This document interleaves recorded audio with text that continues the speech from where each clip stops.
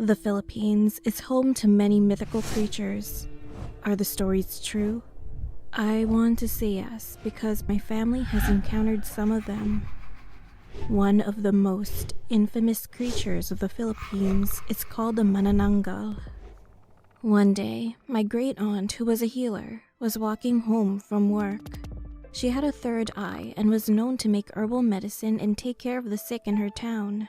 But her specialty was helping women give birth in a village that didn't have access to Western medicine or hospitals. Because she preferred the quiet, recluse life, she lived in a very small suburban area in Iloilo. She was walking home in the middle of the night and enjoying the glow of the full moon. Then suddenly, she heard a strange noise coming from up above, but didn't see anything. It was a very loud sound that pierced her ears. She immediately knew what it was, as rumors of missing people had been circulating through the village, especially pregnant women. She didn't want to believe it. The stories her mother and ancestors passed down to her. She knew that it was the Manananggal.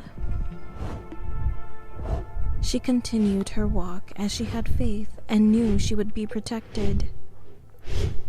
She also remembered to apply a special oil she concocted herself that would protect her from the Manananggal. As she continued her walk, the strange noise grew fainter until it was only a whisper. She stopped in fear because she knew what that meant. The life-saving fact many people fail to learn. The quieter it is, the closer it is to you. The noise came from inside a small house. Back then, houses were built of bamboo, so one could easily look inside someone's home. She could sense that something was off, so she looked in between the wall made of bamboo. She witnessed something unforgiving. She saw a creature with the face of a woman. It had long black hair, wings, a long tongue, and sharp teeth. But the most shocking part was that its body was split in half. Its upper half was detached from its lower half. She saw the Manananggal, and upon further glance, she saw that it was eating a woman. The creature looked up at her, but was too busy with her meal, so she ignored my great-aunt. My great-aunt immediately ran away and went straight into town to tell everyone. A group of people stormed into the tiny house, armed with garlic, salt, and the tail of a stingray, because the creature hates garlic and salt, and applying it to the wound where the lower torso separates will kill it. It can also be killed by the whip of a stingray's tail. The group of people were also planning on burning the creature. But the Manananggal was gone. All that remained were the stains of blood. Shortly after, my great-aunt moved to a bigger town. She always feared coming across the creature again. So she made sure her home was covered with herbs and that strings of garlic hung on the roof and windows. She always had her special coconut oil with her too, that was full of spices and would bubble any time a Manananggal was near her. It's hard to identify them during the day, since they look like ordinary women and cover their wounds.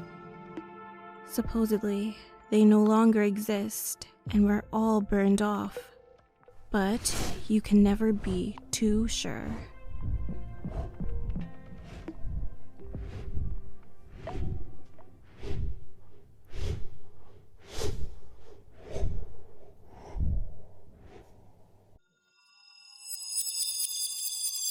This is a story from when my mother was a young girl in Germany.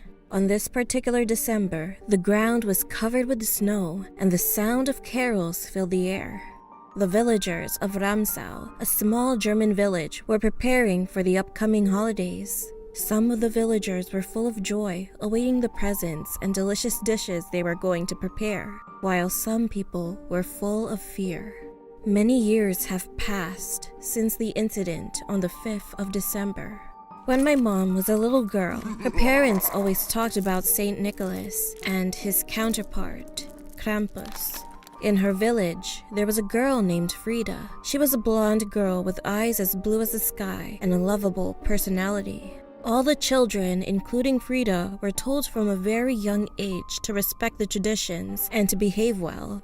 Frida didn't believe in Santa Claus or Krampus. What she did believe in was doing whatever she wanted to do whenever she wanted to do so. It wasn't a secret that Frida was a reckless child. She stole candies and beat the other kids in her class. And unfortunately, she didn't foresee the events that were about to follow when the Krampusnacht came upon Ramsau in the year 1968. For her, it was just another successful day of bullying her peers. She ate her dinner and quickly went to bed. Frida couldn't fall asleep for some reason, so she stayed up late. The clock hit midnight. The lights in her room went off. Frida could hear the sound of a distant chain clanking, accompanied by bells.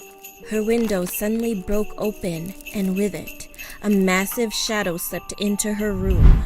In the darkness, she could make out the figure of a person with horns on its head. Frida quickly realized that it wasn't her father playing tricks on her. It was Krampus. The goat-man abomination charged at her full speed and grabbed her. Her screams slowly muffled away when put inside Krampus's sack. Frida's dad rushed into her room with his hunting rifle. He stood paralyzed as the devil before him struck him with his whip and sent him down to the ground. While laughing, Krampus's wicked laugh woke up the neighbors, but Frida's screams woke up the entire village.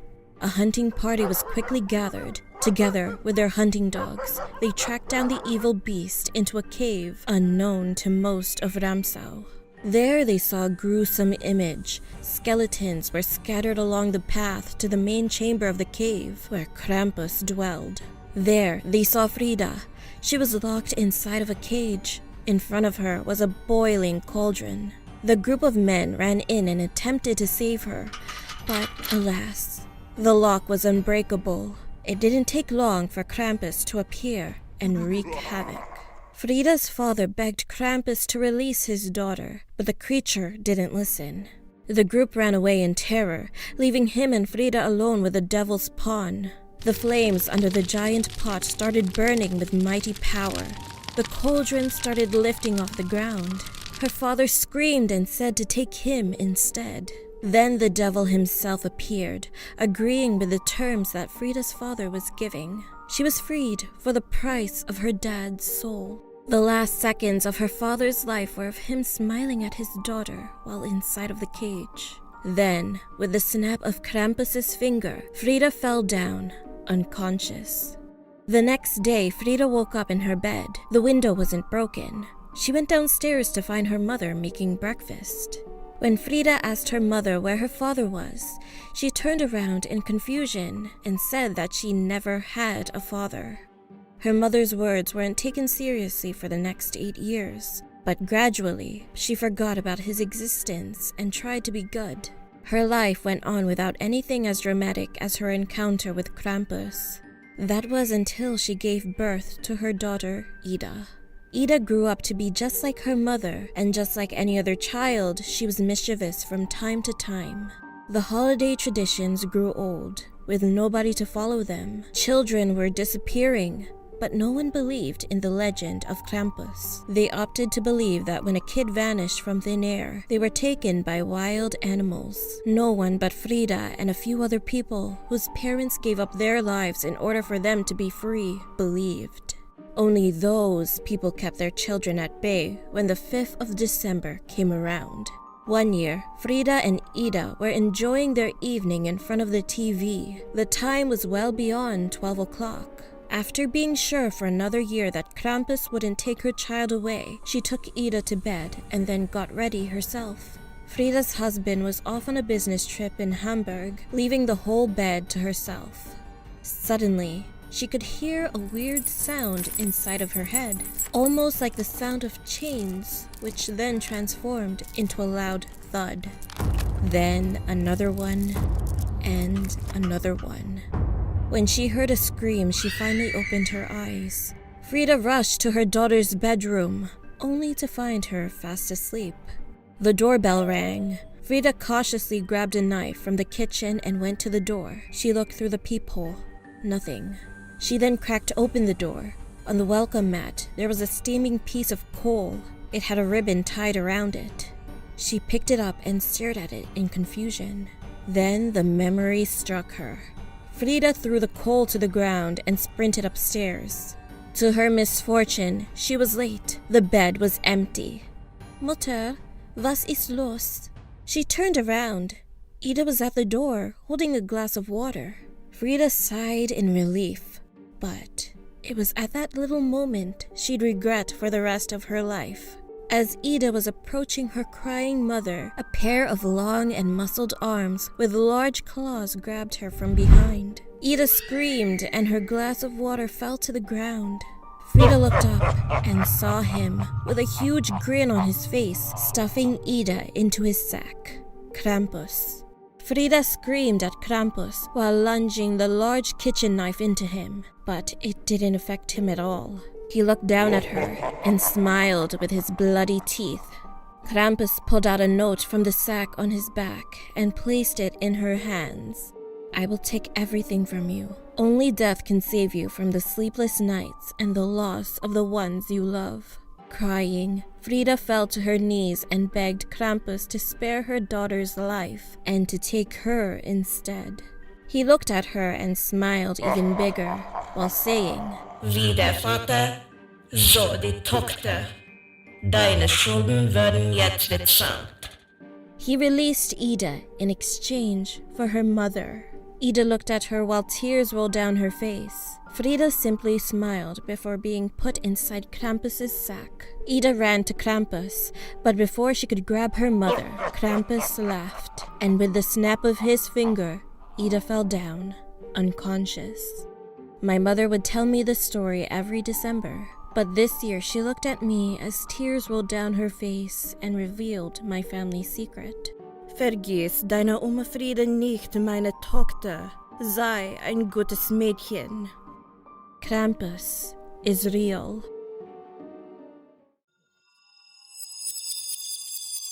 This happened back when I was about 14 years old. My brother had to help raise money for his school's musical and had to sell a box full of chocolate bars. Because he likes to leave things last minute and was getting desperate, my parents made me accompany him. I really didn't want to, but luckily, my best friend Kathy tagged along. We left Friday after school, and Kathy helped me plan out the perfect route. We decided to focus on the bougie area of our town, full of folks who came from old money. We visited the big houses with Christmas decorations and lights on, and were amazed by all the adults who actually answered their doors. They even bought multiple bars of chocolate.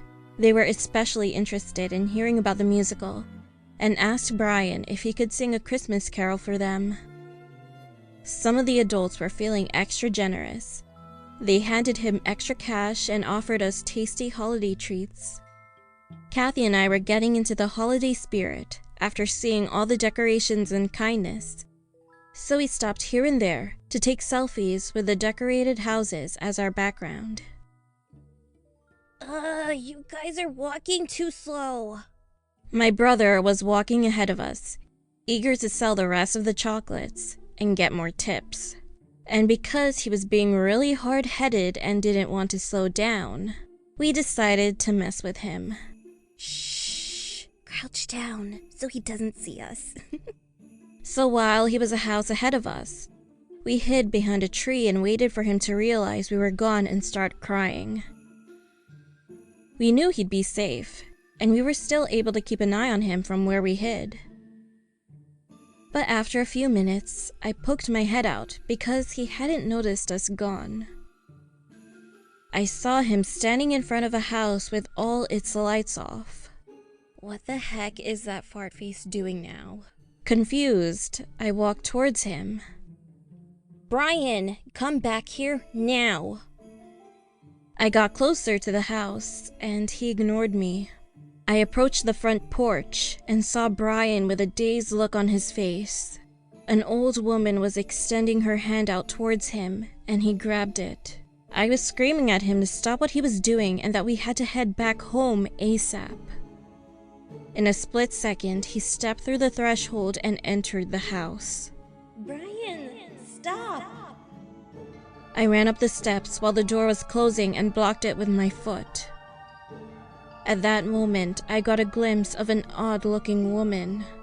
She was in her 50s, had dark black disheveled hair and light green eyes that looked otherworldly. She immediately locked eyes with me, and I had to blink twice so that I wouldn't get mesmerized. I was telling her to leave my brother alone and called her all kinds of names, but she just stared at me in silence. I was starting to panic, but knew I had to protect my brother. So I pushed her aside to grab and pull him away, but she also grabbed him too, and she tugged. He screamed in pain. I put my fears aside, took out my phone and snapped a picture of the crazy-looking woman for evidence. I told her that I was going to report her for being a sad, creepy woman who preys on little children during the holidays. The flash startled her, so she let go of Brian and pushed him out the door. I tried to catch him. She looked at me once more, then closed and locked the door. Brian fell to the ground and snapped out of his trance. I stood there in shock, because when I took the picture, the flash revealed something entirely different. She looked like a witch or a demon with beams of light coming out of her eyes.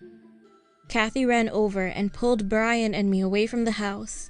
She said she recorded the whole thing. I looked down at Brian, and he looked like he was going to faint. What happened? I couldn't control my body. I tried to fight back, but it just hurt a lot. I'm sorry. I didn't want to go there. Relieved, I hugged him and we all ran back home. Kathy went back to her place. As soon as I entered the house, I told my parents what happened, and they called the cops, who then went straight to the odd woman's home. We anxiously waited for any news from the cops, and I hugged Brian and told him that everything would be alright. His arm was starting to bruise, so I iced it for him. The police went to our house afterwards and looked a bit annoyed. They said they had to storm into the house because no one answered the door. They asked us to describe the woman and to repeat the address again. I explained everything again, and the police looked at me in disbelief. I grabbed my phone to show them the picture of the woman. But when we looked at the photo, it was completely blank. The cops thought I was lying and were about to leave. Apparently, they broke into the house and found out that nobody has lived there in over a decade. We were all speechless. I knew that I took a picture of the woman. Why was it now blank? Then I remembered that Kathy filmed the whole thing on her phone. We called Kathy's parents and asked if they could bring her phone over.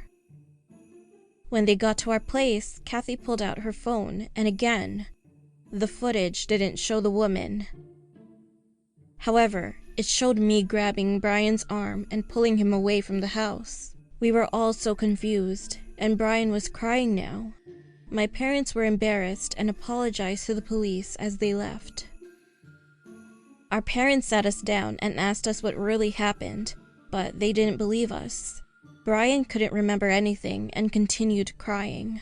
They accused me of hurting Brian because I wasn't interested in accompanying him and probably wanted him to hurry up. I got angry and ran to my room. I couldn't believe that I was being blamed now. My parents grounded me for a month, and Kathy wasn't allowed to hang out with me over the Christmas break. Brian remained silent. Even I was starting to doubt myself and thought that maybe I was going crazy and made this woman up. But I would never hurt my little brother. I went back to the creepy woman's house every day after school, and the place was always deserted. Exhausted, I apologized to my parents. Once I got my phone and laptop back, I started doing some research. I looked up the address, and apparently, the house has been abandoned ever since the owner disappeared after being found guilty of child abduction. I even found a photo of the owner of the house. And of course, it was the creepy woman from the night of the incident. But of course, when I brought it up again to my parents, they didn't believe me. Brian doesn't remember the woman due to being in a trance, and Kathy didn't get a clear glimpse of her from where she hid. I feel like I'm going insane now, and still go to the house after school. I won't give up until I come face to face with that woman again. In the winter of 2010, I was going through a rough time. My husband and I separated in the summer, and it was my first Christmas without him in over a decade. We were high school sweethearts who grew up in a small town. We married young and had our daughter when we were 20. We had a lot of growing up to do, and he decided that he wanted to see what else was out there and focus on himself, which devastated me. My daughter, Annie, has always been a very sweet and well-behaved girl. She's a true blessing and the light of my life. She was surprisingly handling the separation well. Annie and I were staying at the house I inherited from my grandma, which was in a rural town in upstate New York. Annie was mostly excited about celebrating 2 Christmases that year and doubling her presents. During that time, I had to start working a 9-to-5 job and really wanted to be more financially secure for my daughter. Money was very tight, but I knew I could pull through and surprise her with something big that year.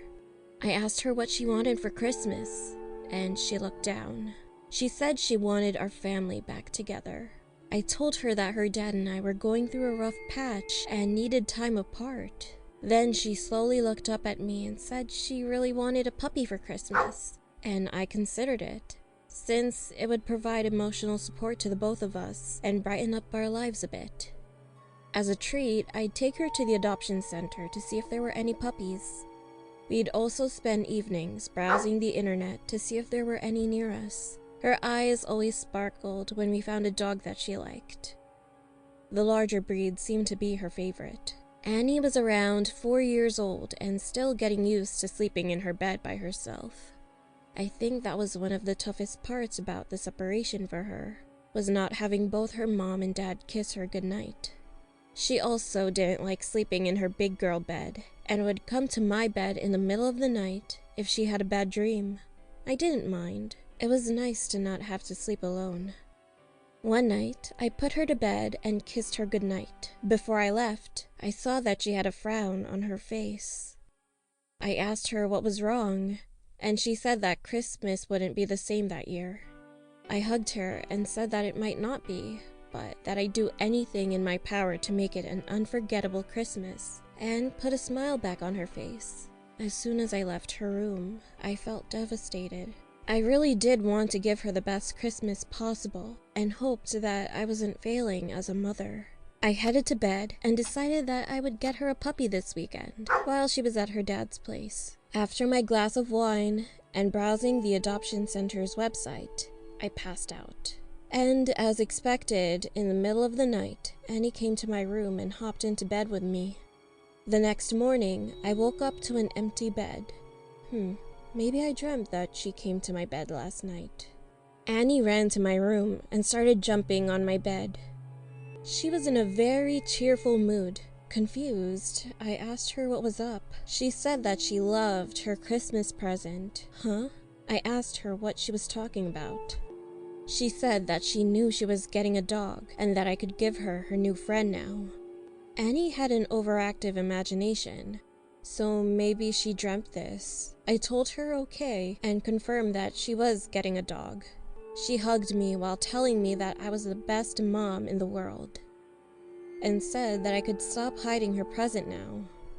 Honey, you'll have to be a little more patient. I mean, I didn't even find a furry friend for her yet. That day, I found a dog at one of the websites I was browsing. I was planning on meeting the little guy after work the next day. During dinner, Annie was beaming with excitement as she started coming up with potential names for the dog. I like Boo. Or maybe Buster. And after dinner, she was organizing her room when I came in to get her ready for bed. She said the dog's bed will be right next to hers, that he'll have his own space when he comes home. She looked at me and said that she can now sleep in her room because her dog will guard her and that she won't bother me in the middle of the night anymore. We said our goodnights and I headed to bed. And again, I woke up in the middle of the night because Annie couldn't sleep. After she opened my door, I waited for her to snuggle up next to me. Annie, we have to get up early in the morning. You have to be at your dad's place by 10. Hurry up and get in bed. Annie. Then I felt something wet on my foot. I pulled my comforter off my face. Then I saw it at the foot of my bed. It was a creature unlike anything I'd ever seen. It was licking my feet with its abnormally long tongue. I screamed. Then it screeched. It crawled towards me and just stared at me. I yelled at it to leave and grabbed the closest thing to me, which was a lamp. I smacked it, and it screamed again with its shrill voice while cowering. Annie ran in and told me to stop, that I was hurting her friend. I pulled her away from the creature, and she started crying. It looked at us one last time, then jumped through my window. Annie cried more, saying that that was her dog and that I hurt him. I was very confused and scared shitless. I asked her questions. Apparently, the creature had visited her in her room the past 3 nights. I tried to explain to her that that creature wasn't a dog, that I didn't know what the heck it was, but it wasn't safe. And that made her cry even more. First Dad left, and now Boo left. Well, I guess that was the name she decided on. She ran to her room and locked the door. She didn't want to talk to me. I tried to tell her that I was going to meet an actual dog for her tomorrow when she was at her dad's, but she didn't care anymore. Okay, honey, get some sleep. We'll talk about this tomorrow. I was still terrified and couldn't sleep that night. Annie was still giving me the silent treatment when I drove her to her dad's place in the morning. Before getting out of the car, she said, Don't bother looking for a dog. I don't want one anymore. You'll just hate that one too. She slammed the car door and ran into his house. My husband asked me what happened. But of course, he didn't believe me and told me that I really needed to stop drinking. I rolled my eyes and argued with him. I only have a glass of wine before bed now, and I'm working full-time to be the best mom for Annie. I went back home and had a mini breakdown. I was also scared of being by myself in the house. So before going to bed, I made sure all the lights were on, that all the doors and windows were locked, and that I had a few weapons close to me. It was snowing heavily outside. I couldn't sleep that night, thinking about that creature going near my daughter. Then I heard screeches coming from the distance. I grabbed the kitchen knife and listened closely. Then all the lights went off. I tried to turn on the lamp next to my bed with no luck. I got up and tried to turn on the lights. Nothing. The hallway lights also didn't work. Shit, it was a blackout. How convenient. The storm must have caused a power outage. I wanted to check if my next-door neighbors were also affected. I was terrified while trying to find the front door of my house. Luckily, I found it and only managed to trip over something once. As soon as I closed the door and turned around, I saw it again, there, staring at me. I froze for a few seconds, debating whether I should run back inside the house or drive away in my car. I looked into its eyes and felt terror in every fiber of my being. I had no idea what it wanted from me. I slowly walked backwards to my car while it opened its mouth. and let out a screech.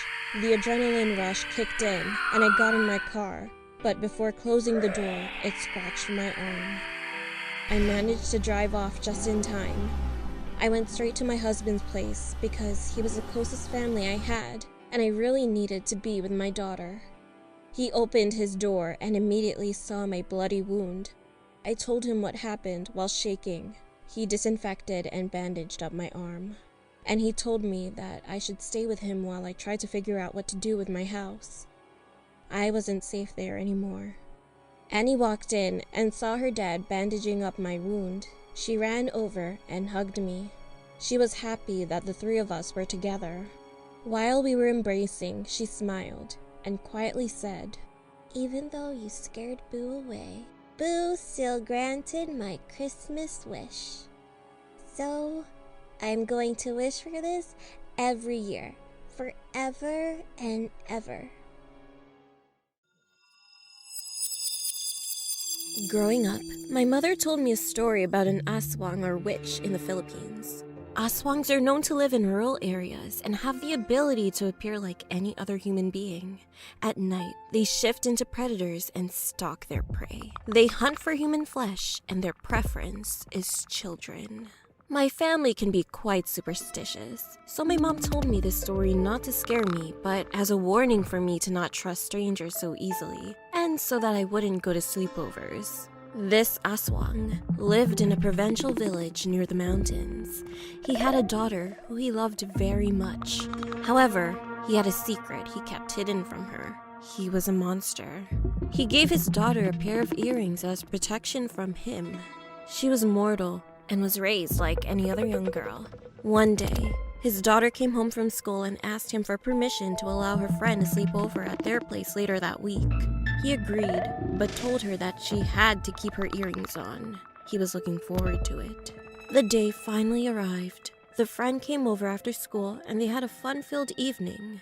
The Aswang made sure he fed them both really well. After dinner, they went to the girl's bedroom and played games. The friend saw the daughter wearing the earrings and admired them. She asked if she could borrow them, and the daughter agreed. She told her to make sure she gave them back before they fell asleep. After playing with their dolls, they fell asleep, and she forgot to return the earrings. During the night, the Aswang came into their room. It was pitch black, and he trusted that his daughter obeyed his command and kept the earrings on. He quietly checked each girl and knew that the girl without the earrings would be the guest. So, without hesitation, he began to eat her. The plan was to make it look like she left in the middle of the night because of an emergency at home. He enjoyed his feast, especially since it had been a while since he had fresh meat. When the sun began to rise, he realized that he made a terrible mistake and had actually eaten his daughter. He looked over to the other girl and saw the friend was still asleep and wearing the earrings. It was too late. He was full of outrage and devastation. He didn't know what to do and was disgusted and disappointed at himself. The friend heard his crying and woke up. She saw what had happened and let out a scream. The Aswang looked at her, eyes full of tears and blood stained on his face. In a split second, he got up and grabbed the friend. Luckily, she was still wearing the earrings, so he couldn't hurt her. She managed to escape and ran outside yelling for help. All the townspeople heard what happened, gathered up some weapons, and stormed into the Aswang's home. The Aswang was still in his daughter's room, holding what was left of her body and sobbing. Everyone started beating him and tied him up. Word soon reached the whole village. As punishment, the Aswang was to be executed that day, but beforehand had to walk around the village with a sign that read, "I am a witch who ate his daughter." Following the execution, it was said that sometimes at night, villagers could see the Aswang standing on the rooftop of the homes of those with children.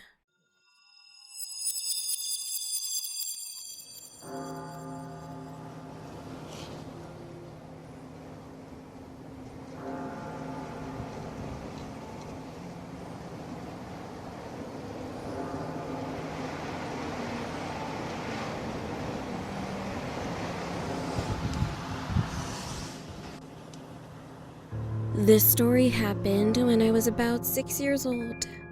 I have a pretty big family, and we were all sleeping over at my grandparents' house.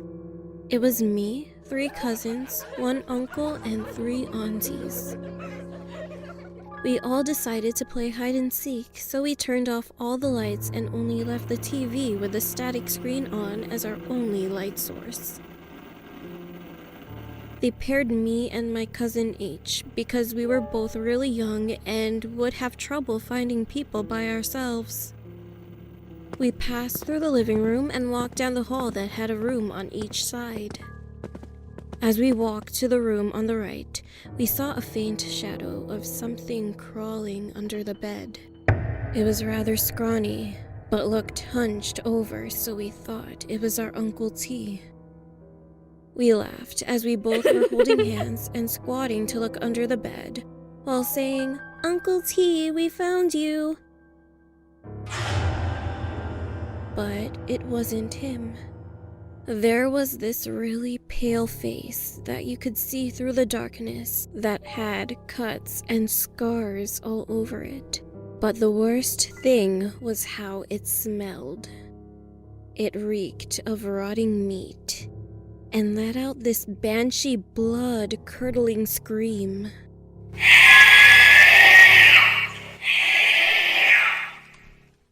My cousin and I stumbled backwards and hugged each other while screaming. I don't remember this part, but my aunties and uncle came running into the room and flipped the light switch on to see us huddled in the corner. We weren't crying, just sitting in the corner of the room, hiding our faces into each other's shoulders. It was almost as if our souls left our body and we were stuck like that. They eventually got through to us, and we each took a huge gasp of air. Apparently, everyone heard the scream of whatever was in the room with us. And they ran past the living room where the TV was flickering uncontrollably. They turned on the lights only to see something quickly crawl out through the door that led to the backyard. I don't remember what happened after I blacked out, but I'll never forget that terrifying scream and that rotting, disgusting stench it gave off.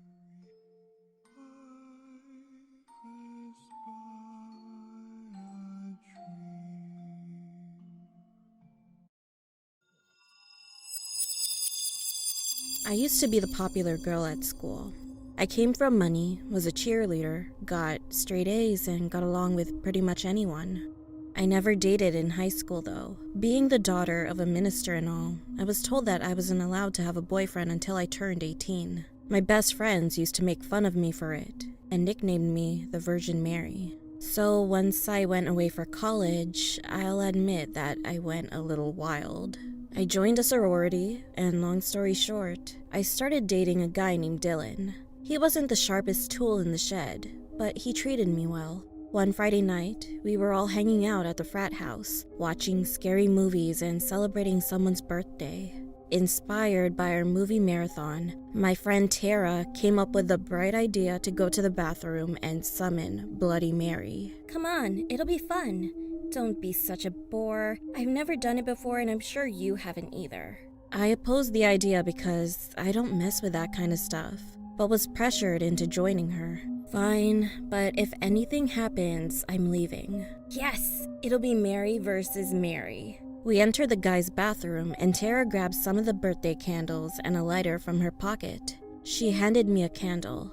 I looked at her in confusion. Oh, you know, for added effect. She lit them up and turned off the lights. Then she instructed me to recite Bloody Mary 3 times while looking into the mirror. Bloody Mary. Bloody Mary. Bloody Mary. Nothing happened. I didn't want to be a part of it anymore, so I turned on the lights and stormed out of the bathroom. Dylan took me back to my dorm room, and he spent the night comforting me. I didn't want to be alone.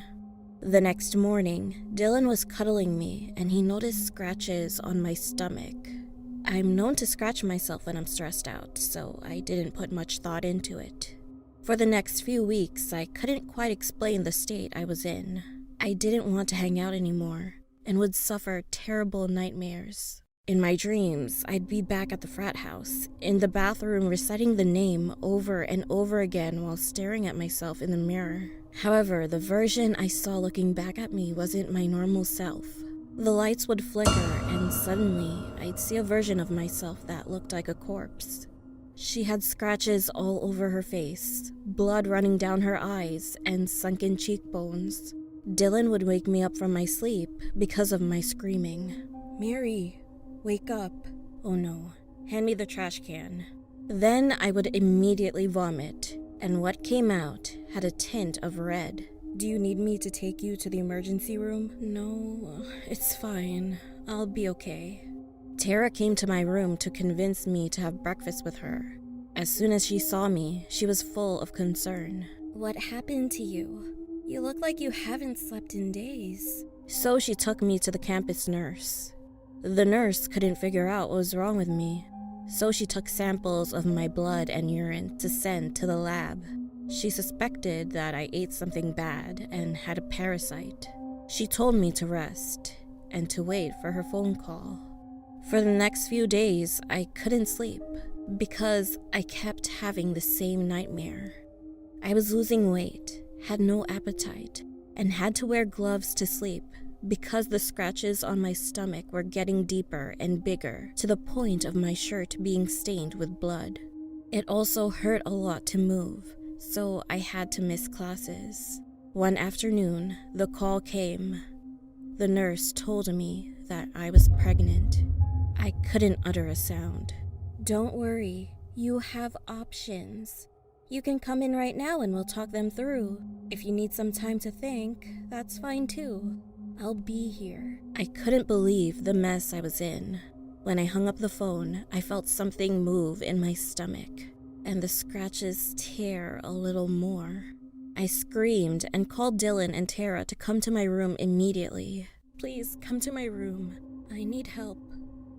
They told me they'd be by my side no matter what. I told them I couldn't have an abortion because it goes against my beliefs and upbringing.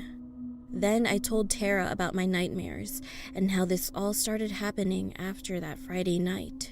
"Has anything strange happened to you?" "No, I'm sorry."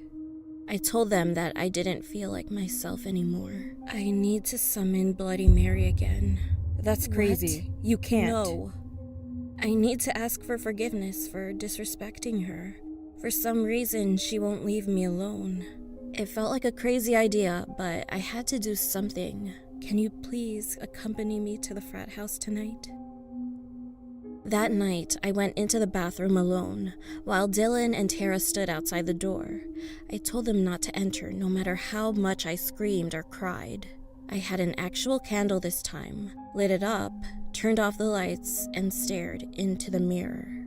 Bloody Mary. As soon as I uttered the first Bloody Mary, I felt something move in my stomach. Bloody Mary. I said it again, and cried in pain as I got a sudden cramp that almost made me fall to my knees. Bloody Mary!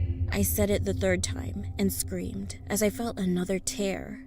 I looked into the mirror, focusing on my reflection, and the hairs on the back of my neck stood up. Dylan and Tara tried to enter, but the door was locked. There, in front of me, was the reflection I was all too familiar with now. Except this time, I wasn't dreaming. She looked really angry at me, and in a whispered voice, she said, "Had enough of that parasite growing inside of you? Not so virgin now, are you, Mary?" I started apologizing to her, asking for forgiveness. I told her I would do anything, that she can do whatever, but I just couldn't live that way anymore. I'd rather be dead than not have control over my own body. "You stupid girl, you're so weak." She laughed while scratching her eyes out, and blood came trickling down her face. Then the candlelight went out, and then fell to the floor in agonizing pain.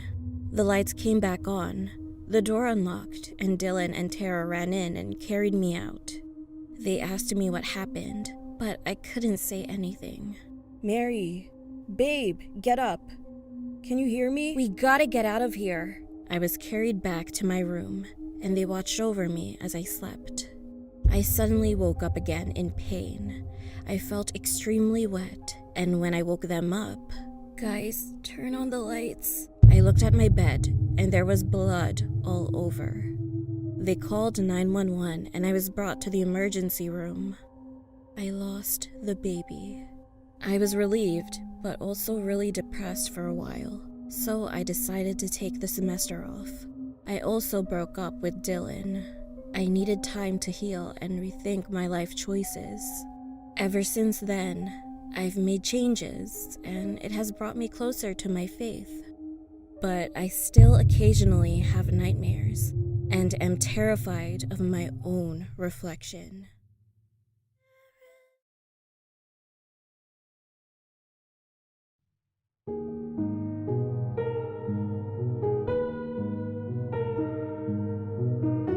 Ever since we were little, my best friend, Christine, and I always managed to get ourselves into peculiar situations. We were around 9 years old at the time this happened. When dismissed from school, we decided to stop by the bodega for an after-school treat.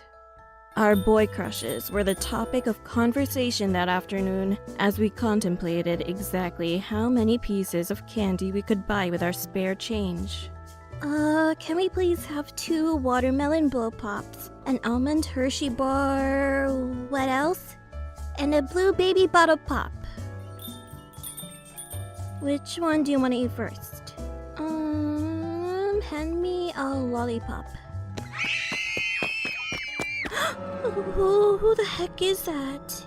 On the same block, probably 10 feet away from us, was an old woman we had never seen before.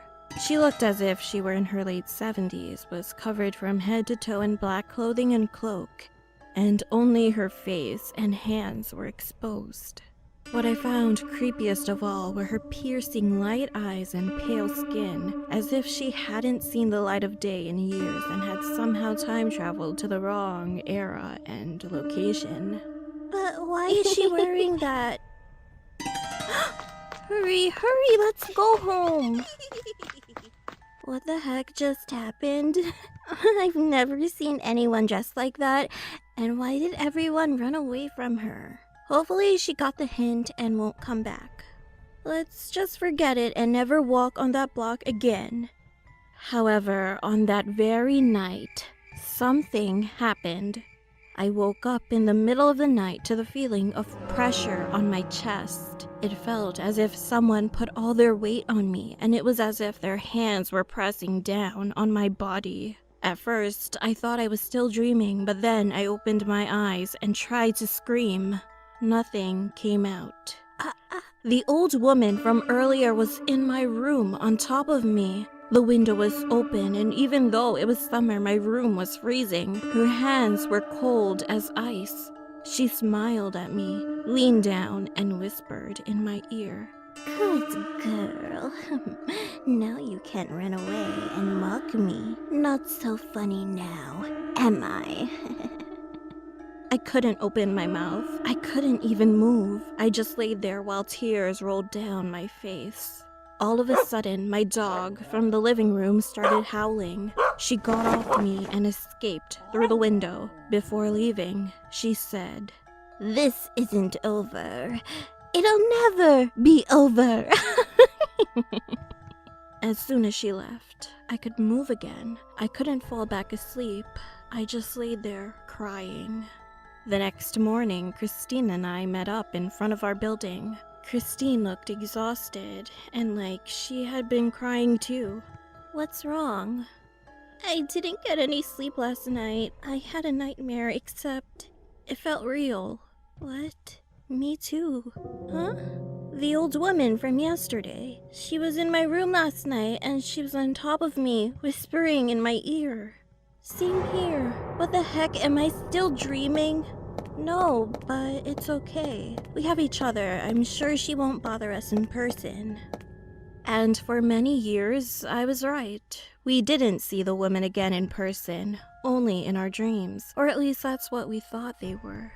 After some time had passed, we started high school and Christine moved away. The nightmares also went away.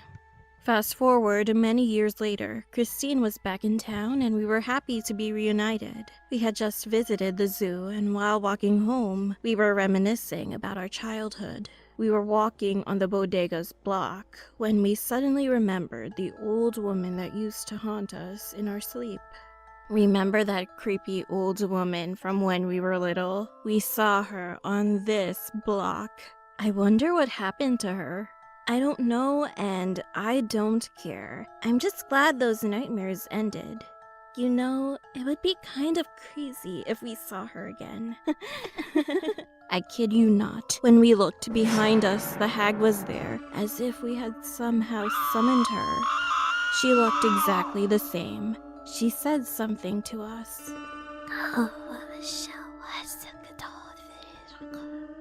She then angrily said, I thought I taught you 2 manners years ago. Christine and I screamed once again, looked at each other, and ran off. That was the last time we saw the old hag. I think it also has to do with the fact that Christine moved to a different state. I feel like if we were to walk together on that block again, we might see that old woman again. It does leave me curious. Why is it that we've only seen this lady when we are together, even almost a decade apart? I sometimes randomly remember the hag and wonder if anyone else has encountered her. From what we've gathered, no one else has.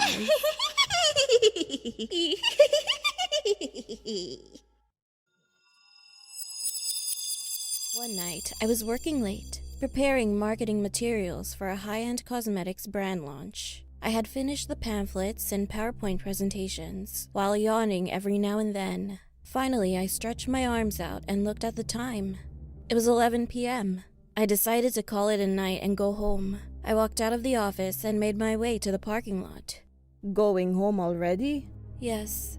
Well, just a heads up. There seems to be a roadblock up on Quezon Avenue. You might want to change your route. I thanked him for the heads up as I got in my car and started the engine. I took out my phone and checked the traffic details. Sure enough, there was a notification about the roadblock. I began to calculate the best route from the office to my apartment. I found one and drove off.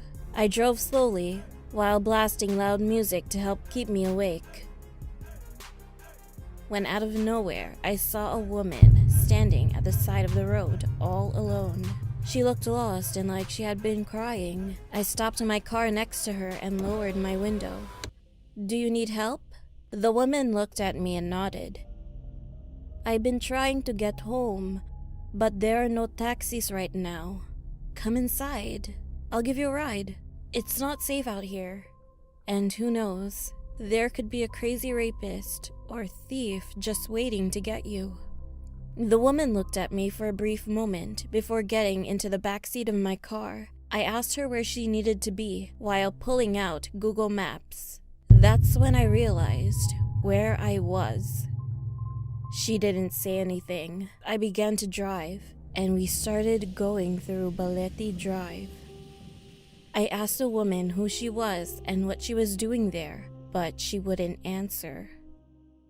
A few minutes passed. I should have been out of Balete Drive by now, but the more I drove down the street, the more it looked as if I was driving on an extremely long path or that I was going around in circles. I looked at the rearview mirror to check on the woman, only to find the backseat completely empty. I immediately stepped on the brake and looked behind me. Where did she go? I didn't hear the door open. I started to think that because I was exhausted, I was imagining things. I was sure I stopped the car in front of the woman and gave her a lift. I began to drive once more, staring at the road. When all of a sudden, I stopped the car and stared at the road ahead of me in complete shock. There, standing in the far distance of the road, was the woman I had picked up. Only she looked completely different. Her face was now pale with blotches of gray, and her cheeks were sunken and hollowed. Her dress was stained with blood and dirt, and was ripped. Her eyes were what terrified me the most, as blood began to trickle down from hollowed black sockets. She began to walk across the road and suddenly vanished into one of the baleti trees that lined up along the street. I started the car once more and I began to drive. I looked at the rearview mirror and then I felt the hairs rise on the back of my neck. The woman was sitting in the back seat once more, staring at me with bloodshot eyes and an almost eerie gaze. In that brief instant, I lost all senses as I began to drive as fast as I could, hoping to get out of Baleti Drive and possibly get away from this woman. I didn't know where I was headed or how fast I was going, but every time I saw the woman in the rearview mirror, it just made me drive faster and faster. Then I saw the familiar street that led to my apartment. I quickly entered the street and stopped in front of my apartment. I looked at the rearview mirror and saw that there was no one in the back. The woman had disappeared. I quickly parked the car and got into my apartment, and for the rest of the night, I practically slept with the lights on. I never thought the stories were true. I will never pass through Baleti Drive again.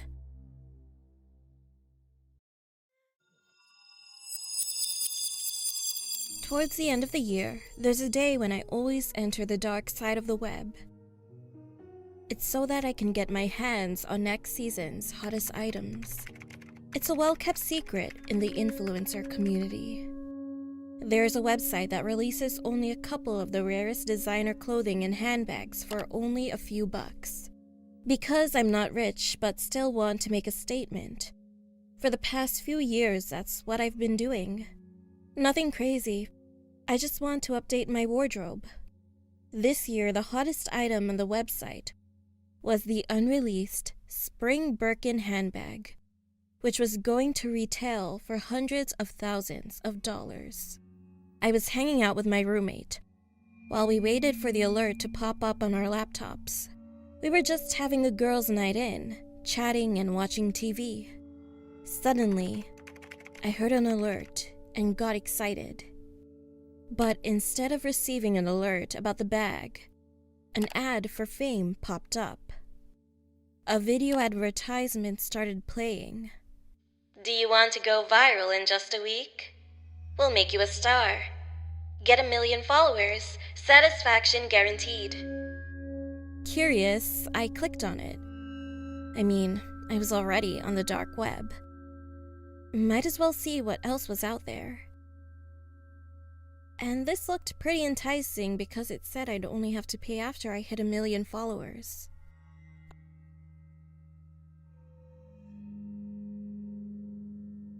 I got excited and started asking Stacy if I should do it. She wasn't saying much. I asked her what was up. She said she might have found a new gig and that she was going to look into it more and head to bed soon.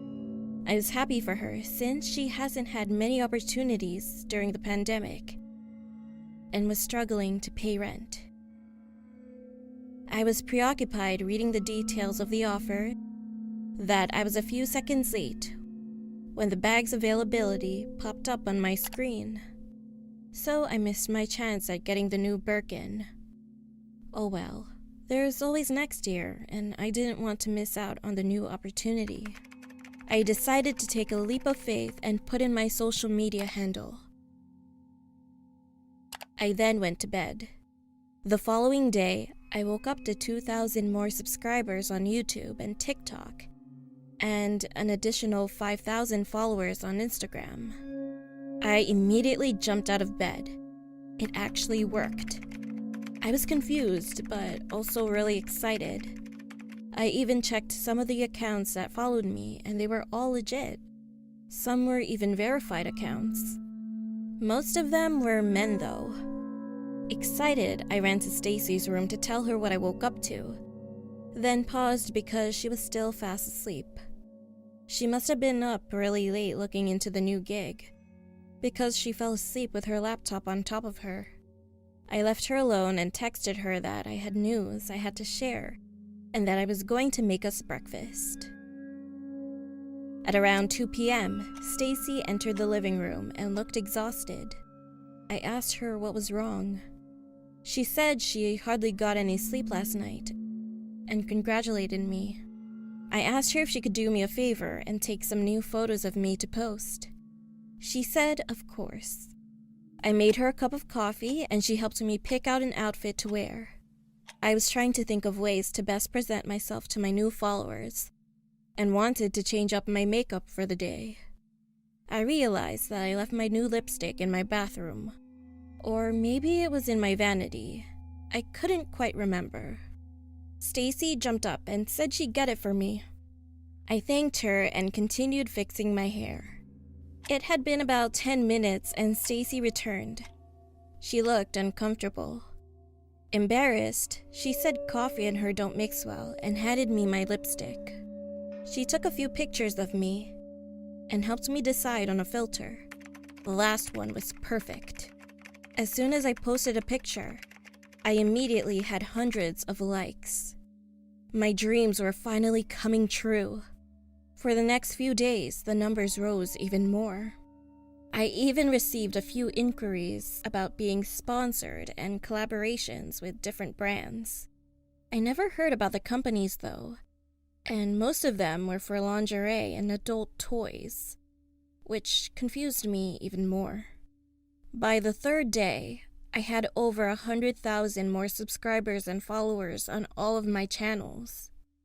And that's when I received a DM that made me feel really uncomfortable and regret everything. Hey, you should wear that white slip to bed more often. It really makes you look like an angel when you sleep. But hey, wearing nothing is also cool. Winky face. Just a suggestion. New fan here. Huh?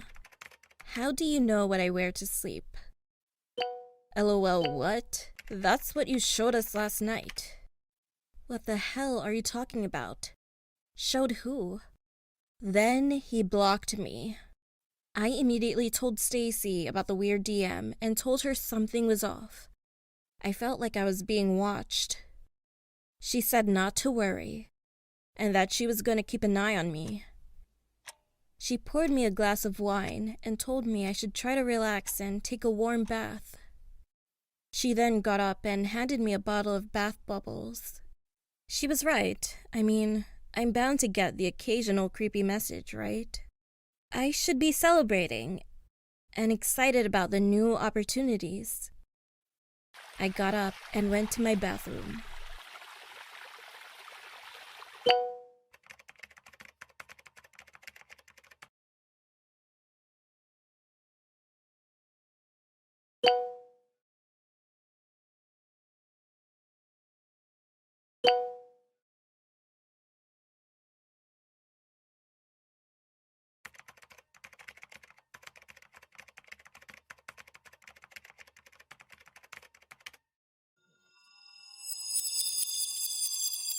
Alice was the most beautiful girl I ever laid eyes on.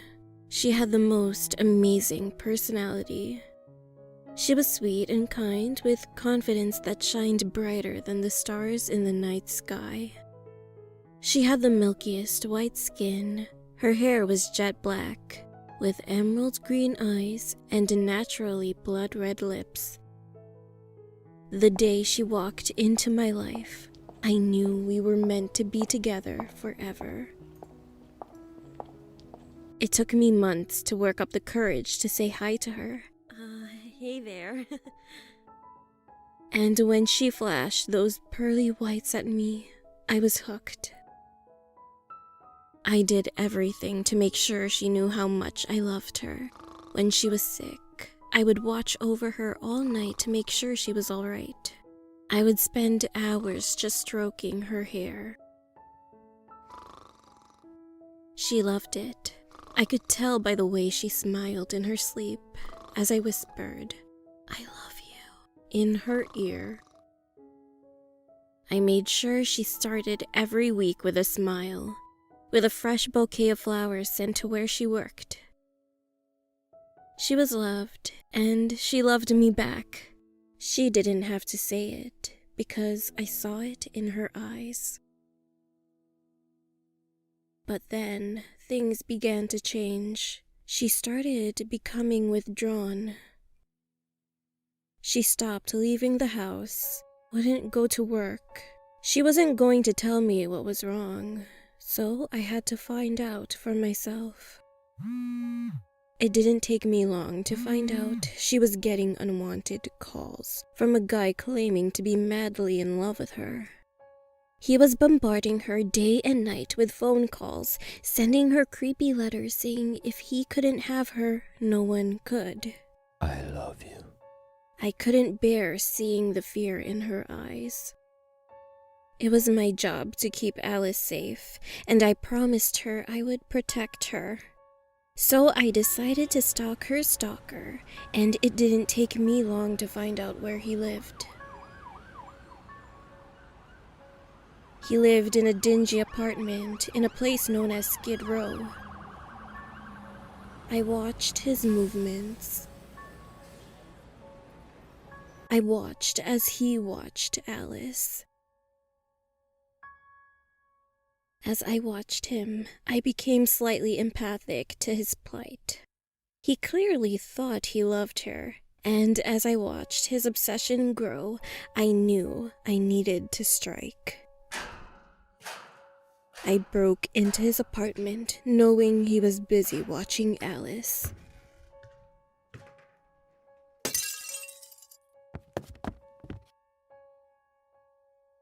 As I looked around his apartment, his obsession was a lot greater than I expected.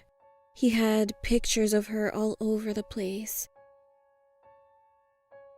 Her every movement was captured and displayed on his wall like some trophy kill. I hid out of sight as he came home and went to bed, not knowing I was lurking in the shadows.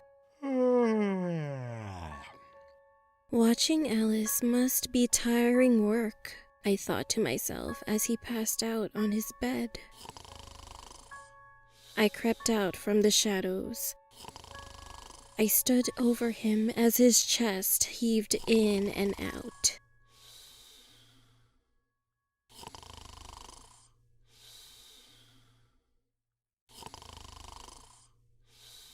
I picked up a pillow and placed it over his head.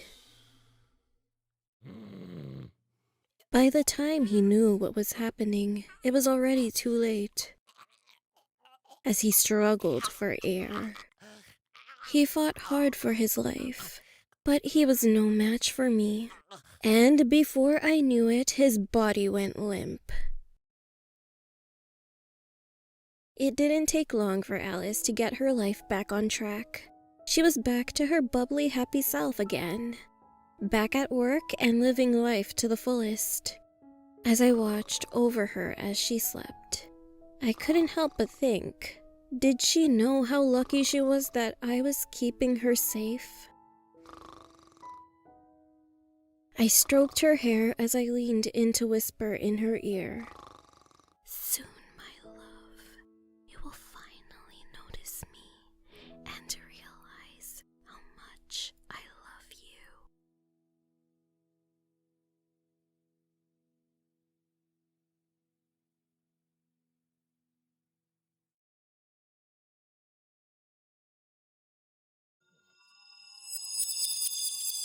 Growing up, my younger sister Julie and I were made aware by our parents that we came from a very prominent Irish family, the Gallimores. Although our last name was not the typical Irish name like O'Reilly, O'Connell, McGregor, or McIntyre, it was still known and feared widely throughout Ireland. Whenever we asked why our family was feared, our parents would quickly change the subject. Aside from that, we were constantly told stories from Irish folklore to pass the time. One tale in particular used to frighten us, that of the Banshee. For those who do not know, the Banshee is the most feared entity in all of Ireland, known worldwide for the terror she strikes in people. All families in Ireland have a Banshee tied to them at birth. She was originally a fairy who would sing the funeral songs of the family when someone passed away. Over time, though, her singing became sadder, more intense.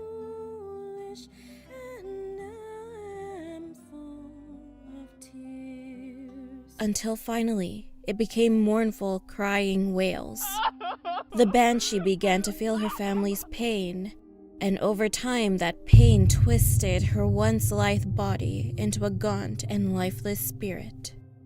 Her beautiful red hair turned white, and her green eyes turned black and bloodshot from eternal crying. Her final change was the most fearsome of all. Her magnificent singing voice had now become a horrendous, blood-curdling scream. She was shunned by her family, and she cursed them to be forever followed wherever they went by her. And when a loved one's death was imminent, the family would hear her screams. Those doomed to die would hear the banshee and would also see her at the very moment they drew their last breath. This tale haunted my sister and me from the moment we heard it. Were we doomed to see the banshee and hear her cries too, since our family was Irish? Our father received a letter in the mail informing him that he had inherited the family estate, including the majestic, sprawling Gallimore Castle, as the last native Irish member of the family had passed away. To claim the inheritance, our family had to live in the castle for a year. Upon receiving this news, our parents sold our home in America, and we moved to our new home, Gallimore Castle. When the cab and moving truck pulled up to the castle, I started getting chills. The large stone facade looked like every castle from every old horror movie I'd ever seen. As the servants helped us unpack our belongings and we began to settle into our new home, Julie and I went exploring. The corridors were decorated with lavish paintings portraying beautiful landscapes and the family coat of arms. There were even portraits of various family members from centuries past.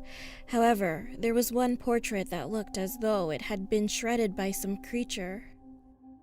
As we stared at it, we could make out what looked like a little girl's shape. Suddenly, I heard a piercing scream, almost as if a little girl was in pain. Julie was missing. Looking around, I noticed that there was a doorway that had opened up beneath the portrait of the little girl. Peering in, I saw Julie standing inside what appeared to be a girl's playroom. She was staring at herself in a mirror. What I saw staring back at her in the mirror was horrifying. It appeared to be the girl, but she now had snow-white hair and black, bloodshot eyes. As I stared at Julie watching this spirit in the mirror, its face contorted and a long, blood-curdling shriek emanated. At the same time, Julie's eyes in the reflection turned pitch black. I quickly grabbed her arm and ran as quickly as possible out to our parents. When we finally found them, I explained what we found in that tiny room. The servants looked at us in fear and fled from the room. One stayed behind and told our parents that they fled because they feared the banshee had returned. Our parents brushed it off as superstition and tried to calm me down. That is when I noticed that Julie had not said a single word since we left that room.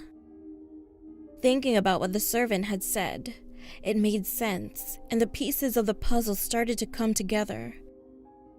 The girl's appearance in the mirror fit the description exactly, and the scream that pierced the silence of the room drove the point home even more. She was the family's banshee, and she had marked Julie for death. The rest of that evening, I kept a close watch on my sister. She refused to eat or drink anything at supper and showed no interest in her toys or books. Her joyful demeanor seemed to have been erased from her body. I would walk by her room and swear that I could hear her screaming. Soon, Mom and Dad started to hear the screams too, and not just from Julie's room. They could hear them throughout the entire castle. I even went to her room to see if she wanted to play, and noticed that her hair seemed lighter and her eyes blacker. I had to know what was happening to my sister. I went to the castle's library and started looking through the books for any clue. Finally, an old dusty family record. I found the answer I sought. The Gallimore family banshee curse was different from the rest. The banshee spirit could rest if she possessed a family member to take her place, and nothing could stop her after she chose her prey. All at once, a scream rang out through the castle so strong that the very stone walls shook. I took off, running towards Julie's room. Mom and Dad were already there, staring in horror into Julie's room. I pushed my way around them, and there stood Julie in the clutches of the banshee, her screams enveloping Julie in swirling ghostly mist. Julie's hair had turned completely white, and her eyes, black as coal, were weeping tears of blood. Her face had sunken in and become hollow. The banshee rose off the floor, and as she did, Julie's body slumped to the ground. Her face contorted into a ghastly scream. Julie's spirit floated into the air with the banshee and let out a sharp, piercing cry. As she did so, the banshee's form melded with Julie's spirit, and the new banshee disappeared, leaving us behind with a final scream. Mom and Dad grabbed Julie's lifeless body, and we all now knew why the Gallimore family name was feared throughout Ireland. It is a family secret I wish we had never learned.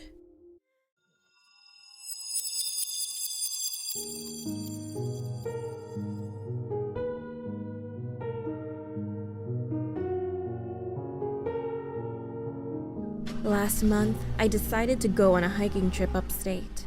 After half a year of being cooped up inside due to the pandemic, I needed a change of scenery. I left at the crack of dawn, got in my car, and drove off to a hiking trail I knew would be less crowded.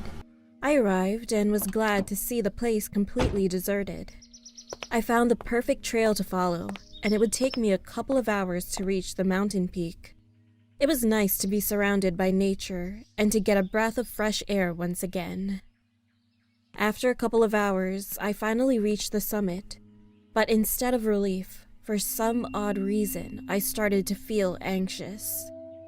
So I took a few pictures for Instagram and headed back down. An hour into my walk, I heard what sounded like a scream.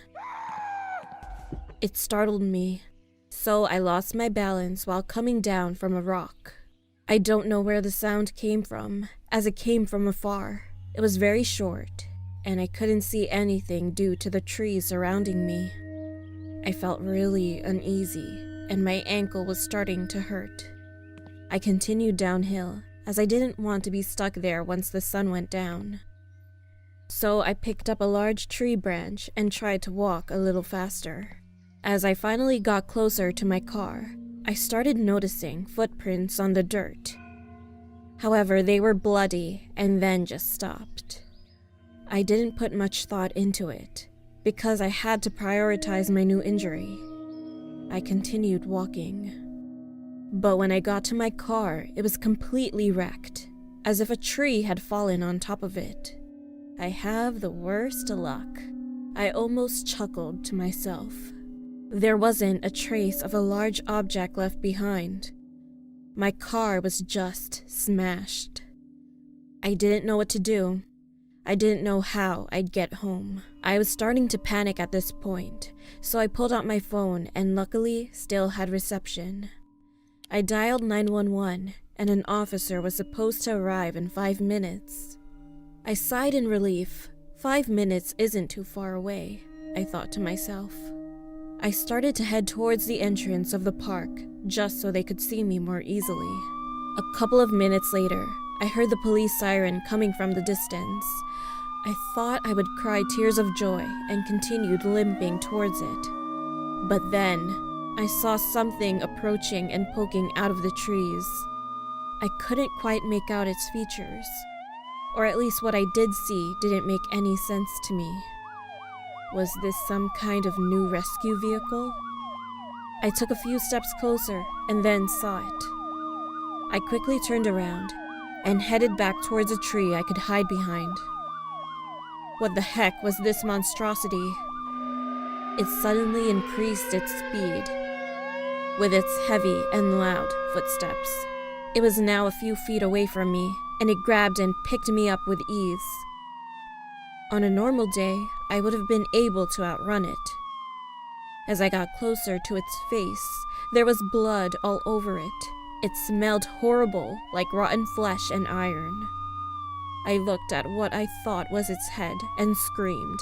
It tightened its grip, and I thought that was the end of it all. Then I heard another siren coming from the distance. I said a prayer and closed my eyes. Then it dropped me. Crying in pain on the grass, I opened my eyes to see it run off. I was holding my leg in pain, and there was no one there to help me. I never thought I'd die this way. It was hard to see what was happening around me, because I was covered in blood and tears, and I couldn't move a muscle. I was picked up again, and then I passed out. A day later, I woke up in a hospital bed. It turns out I had broken a leg, rib, and had a mild concussion due to the fall. But at least I fell on grass. They said I was lucky to be alive. I explained everything to the doctors, and they looked at me in pity. They didn't believe me because, who would? Maybe it is all due to the concussion. A creature well over 20 feet tall with a siren as a head and dried up flesh. Only someone delusional could come up with that. My family and I would spend summers in the Hamptons. No, it wasn't because we were rich or anything like that. We did, however, have a family friend who was a millionaire. Unfortunately, she was a widow and lived alone. The mansion we stayed at cost about $7 million. It was in a very secluded area. I remember being shocked when I could actually see the stars and hear the crickets at night. We lived in the city, so it took about 3 hours to get there by car. I remember being really excited to see the place where all the rich city folks spent their summers. As soon as I entered the mansion, I felt a weird energy in the air, but didn't say anything about it. There were more than 10 bedrooms. The place was massive. I think the creepiest part about it was just how vacant it was. There were also expensive paintings on the walls and smaller portraits in some of the bedrooms. I remember thinking this was weird.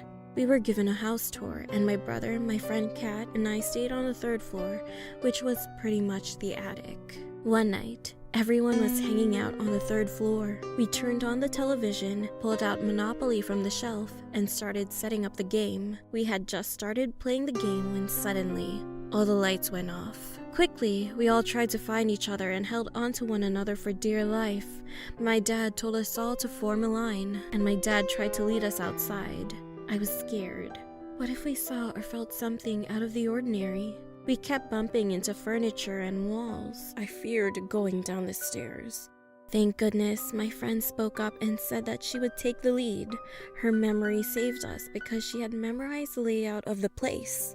We made it outside safely, and all we saw when we stepped outside were the stars. Once we were outside, the lights came back on. We had no idea what caused the sudden blackout. In another situation, we were all hanging around the pool. My brother and I were playing Marco Polo. I'm a pretty decent swimmer, but when I got to the other end of the pool, I felt like something was pulling me in, so my dad had to come to the rescue. I didn't tell anyone what I felt. In another instance, a few family friends joined us for a couple of days. Some of us were hanging out in one of the bedrooms. I was sitting on the bed, minding my own business, when I suddenly fell off. It caught me off guard, but I never told anyone that it felt like someone had pushed me. The family friend who stayed in that bedroom was also locked inside the bathroom. The odd part about this was that everyone was hanging out at the pool, which was right outside of the bathroom's window. She was screaming and banging on the window for help, but no one heard her. She ended up escaping through that window. She said that when she was locked inside the bathroom, the window wouldn't open and she heard movement in the bedroom. Later, when we told the owner of the house what happened, she apologized and told us that that bedroom was a known spot for paranormal activity. The owner also told us that many years ago, one of the women who lived in the house drowned in the pool. She told us that the bedroom our friend got locked inside was her bedroom and said that the portrait on the wall was of her.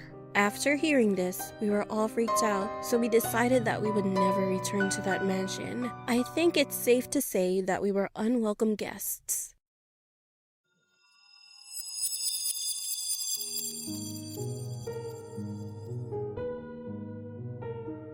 I always look forward to the holidays.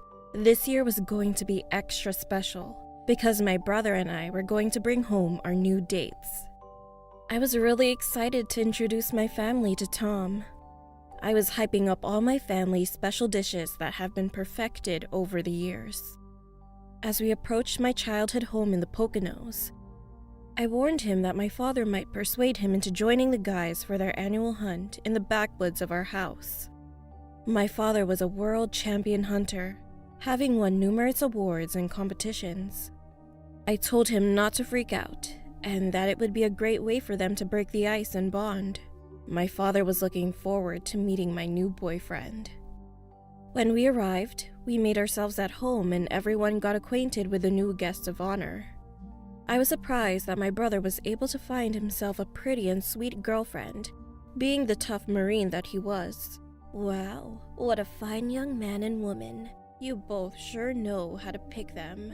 After a couple of hours of chatting in the living room, my brother and dad decided to head out for their annual hunt and invited Tom. If we're lucky, we might be able to catch something bigger this year. They left and I stayed behind with my mom and Kay, chatting and starting dinner. Everything was perfect. I couldn't wait for the feast. We were about to throw the pies into the oven when suddenly... Ooh, sounds like they caught something.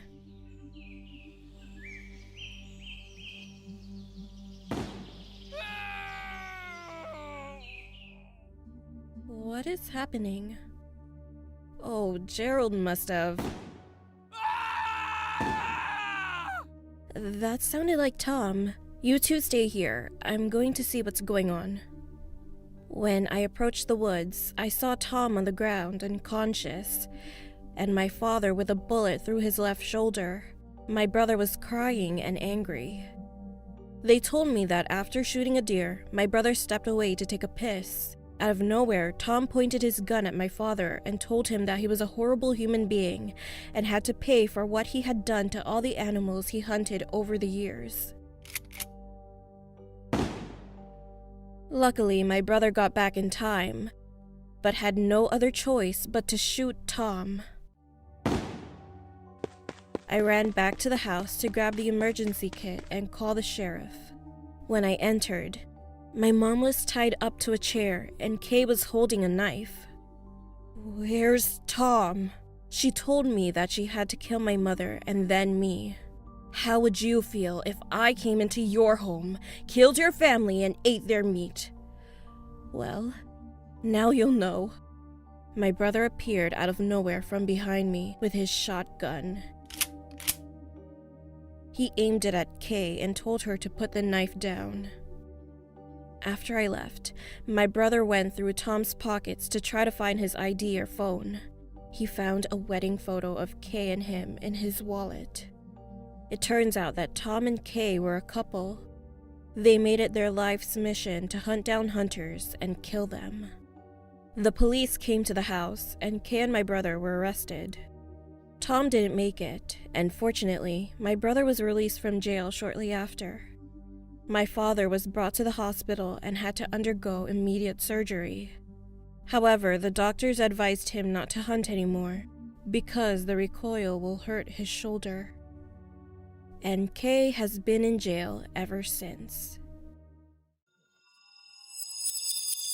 As I opened the door to the coffee house, I was enveloped by the scent of fresh brewed coffee, pastries baking in the oven, and the sound of joyous laughter and conversation. Then I heard a familiar voice call out, "Sarah, over here!" I whipped my head around to see my oldest and best friend Kate, sitting on the edge of her seat waving at me. Kate and I went back as far as I could remember, but we haven't seen each other since we left for separate colleges. However, with summer break's blessing, we are finally meeting again. Kate, my goodness, look at you. You look amazing. How have you been? I exclaimed while quickly making my way over to her and throwing my arms around her. So great, Sarah. I missed you big time. It's so good to see you again, she said, pulling slightly out of our embrace with a smile from ear to ear. We talked and sipped our coffee for a while, talking about classes, people we met, and dishing out the gossip about our love lives. After what felt like hours of laughter, there was a slight pause in conversation, and I noticed that Kate had a sullen look on her face. "You okay?" I asked, with a fringe of concern. "Yeah.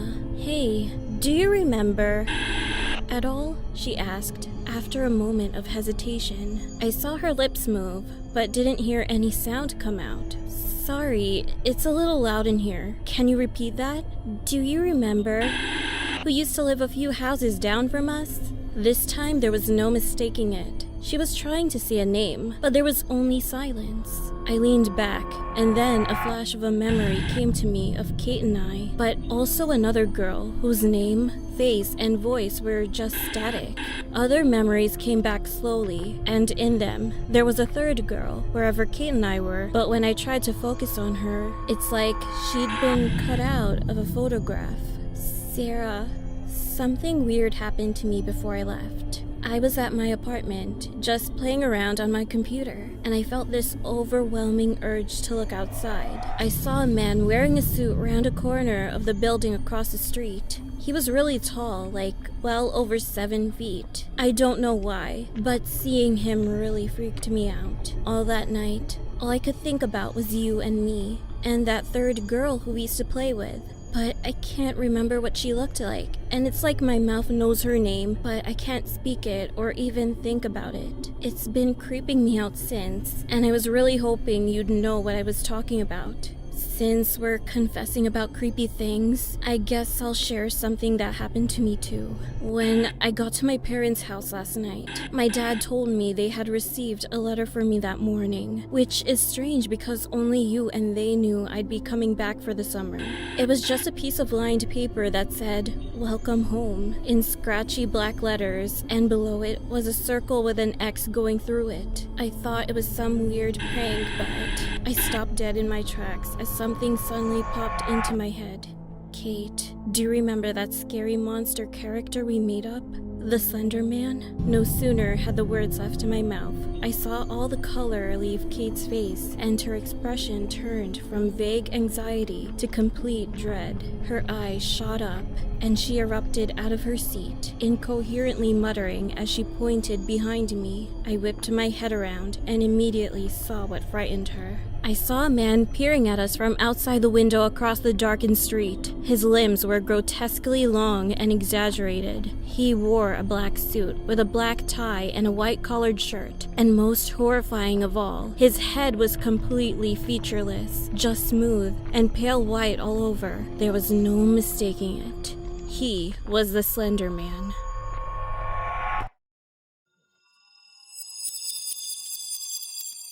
As far as I can remember, I've always been a girly girl. Growing up, I used to be obsessed with Barbies and collecting stuffed animals. At the age of 9, I went through a phase where all I collected were porcelain dolls. It all started when a relative gifted me with a porcelain doll on my birthday. I don't remember who this relative was, and neither does my mom.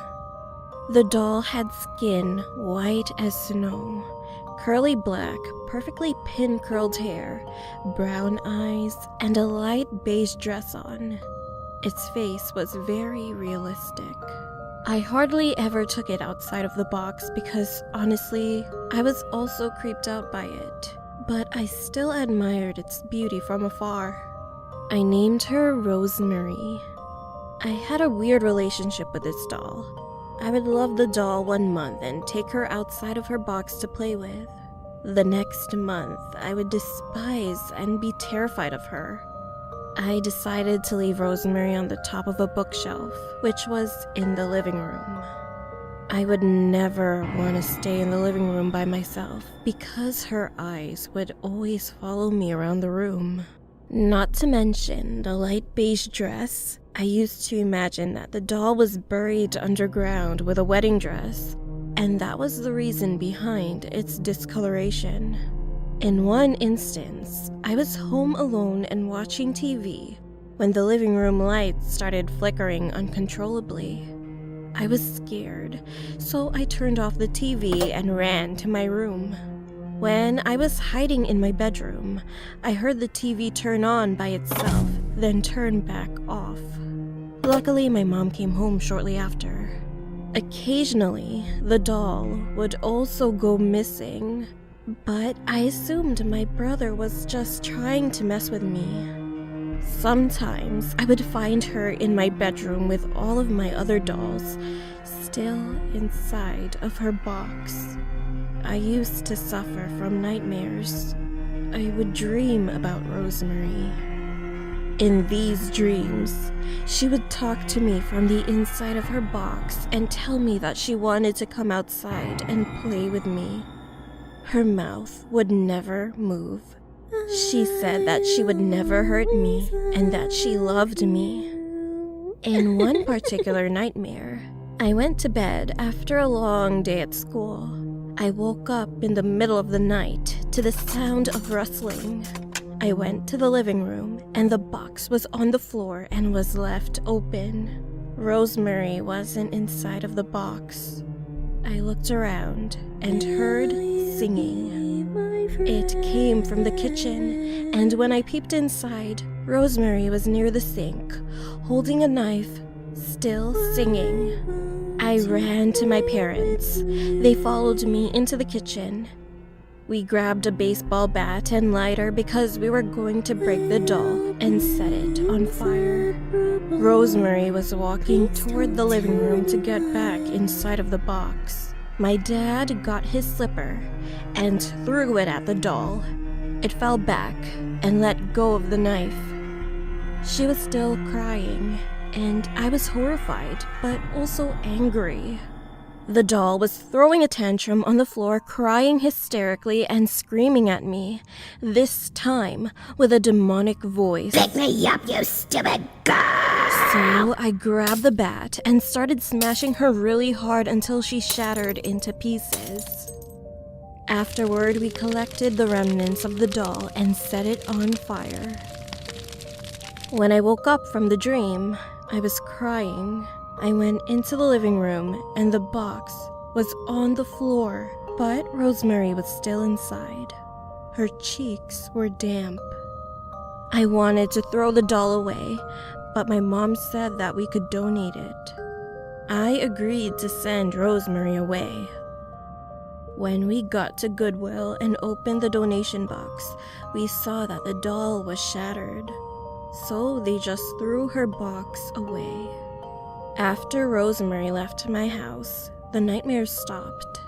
Shortly after, I stopped playing with dolls. I was also 11 years old, so it was time for me to stop and grow up.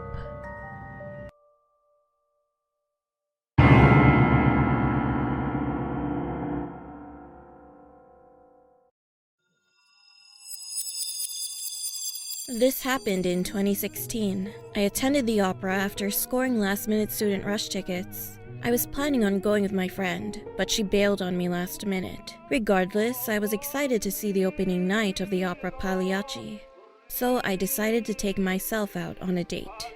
The performance was outstanding, and since it's a short opera, it doesn't get boring.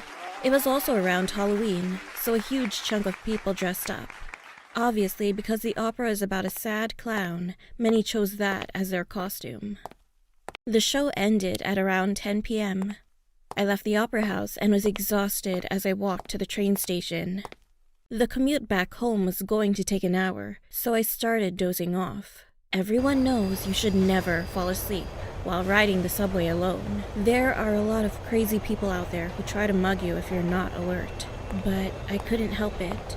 Then, out of nowhere, I woke up to someone shaking my arm.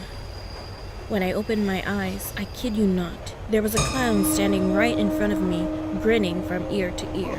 Now, luckily, I was never scared of clowns, so it didn't really faze me.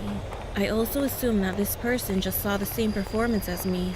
He was probably inspired by the show and wanted to entertain the subway riders. I gave him a dirty look, and he frowned. I was mostly annoyed that this person, hidden behind layers of makeup, was in my personal space. I tried my best to not make eye contact and ignore him. I was also thinking of ways to leave the car. I was planning on exiting the next stop right before the doors closed. Then the clown started to do a silly dance and awkwardly waved his arms around. There were a few passengers around me, but they were ignoring the clown. Why is this taking forever? I thought to myself as the clown kept moving around. It didn't help that he only focused on me. Then he reached into his pocket and he pulled out his phone. I got up and went to the other side of the car. He started playing music. I recognized Pagliacci's famous aria. I calmed down a little because I didn't see the harm in him playing music from the show. But then he fell to his knees and started sobbing. What freaked me out was that he still had a huge grin on his face while tears rolled down his face. Then he started rummaging through his big pockets again. The train was pulling up to the next stop, and I was trying to be nonchalant while planning my escape. Then the clown pulled out what looked like a child's toy gun from his pocket. He aimed it at me, and out came water. He laughed maniacally. I was really scared at this point, and as soon as the train stopped and the doors opened, I booked it. I didn't want to see what other surprises he had stashed in his pockets. The clown's face changed, and he looked angry as I left. My plan was to wait for the next train, but as soon as I got out, from the corner of my eye, I saw his bright colors. My instinct was to run as fast as I could up the stairs and leave the train station. And from behind me, I heard the echoes of his big rubber shoes. Oh heck no. I didn't look back.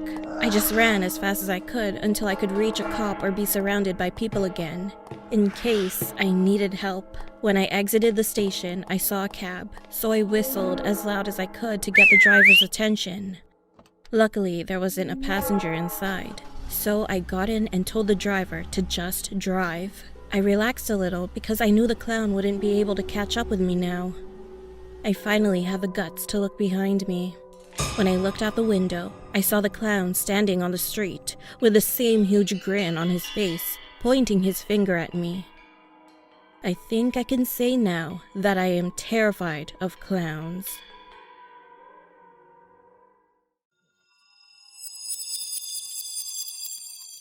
Last year on Halloween, I was just sitting on my couch with a bottle of whiskey, watching sitcoms. My porch lights were off with a sign that read, "Sorry, no candy." I was laying on my couch about to pass out when I suddenly heard a knock on the door. I immediately jolted up, not because of the sound startling me, but because out of nowhere the feeling of dread and anxiety washed over me. It was 11 p.m. There was no need for anyone to knock on my door. Feeling lazy, I checked the security camera on my phone. I couldn't believe my eyes. So I quietly walked over to my front door, and with each step I took, my heart rate increased a beat. I stood several feet away from the door, debating whether or not to answer it. Then I heard a faint voice that sent chills down my spine. Emma, are you home? We were supposed to go trick-or-treating tonight. What the hell? Gabby? I thought I was going to faint, but snapped out of it and told myself that it was just in my head. Emma, why aren't you opening the door? I told my parents I was spending the night at your place. I've been waiting for you. I mustered up enough confidence to walk over to my front door, take a deep breath, and look through the peephole. Immediately, my eyes began to sting as tears rolled down. My vision was a little blurry, but I knew who it was. Gabby? Is that you? Yes, silly. Now open the door. We still have time to watch our annual Hocus Pocus. I wiped away the tears, but I couldn't find the courage to open the door. For some reason, I couldn't utter a sound. I was feeling a mix of emotions from shock to excitement, to sadness to fear. Emma, it's getting cold. Stop playing games and open the door. I made up my mind. This was the moment I had been waiting for. It was absurd, yes, but that was my best friend. Hold on. I turned on the porch lights and cracked open the door. My chain lock was still attached as I got a closer look at Gabby. I smiled as I saw that she was wearing her favorite flannel that I gave her on her 10th birthday. She took a step closer and was about to walk in. However, when the light hit her face, fear washed over me again, and I slammed the door shut. Emma, why'd you do that? Let me in. Gabby didn't look like the Gabby I knew and loved. Her pupils were dilated and pitch black. She was incredibly pale and thin. Emma, hurry up. I think someone's coming. I don't know who you are, but you're not my Gabby. Please leave. What are you talking about? You sound scared. I just want to give you a hug. Open the door. Get out, please, before I call the cops. I'm sorry. Emma! I called the police, and immediately after hanging up, the knocking stopped. I looked out the peephole again, and she was gone. Halloween used to be my favorite day of the year as a child. Now I do all I can to avoid it. On this particular Halloween, I didn't even want to exist. It had been 10 years since my childhood best friend went missing after trick-or-treating with me. I'm not sure if I was hallucinating that night, but after talking to a few people and posting on Reddit, people believe that what I saw was a black-eyed child. I am convinced that my childhood best friend turned into one.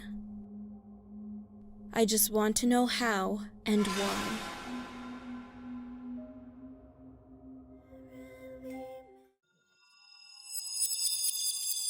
This happened about 2 years ago around the summertime.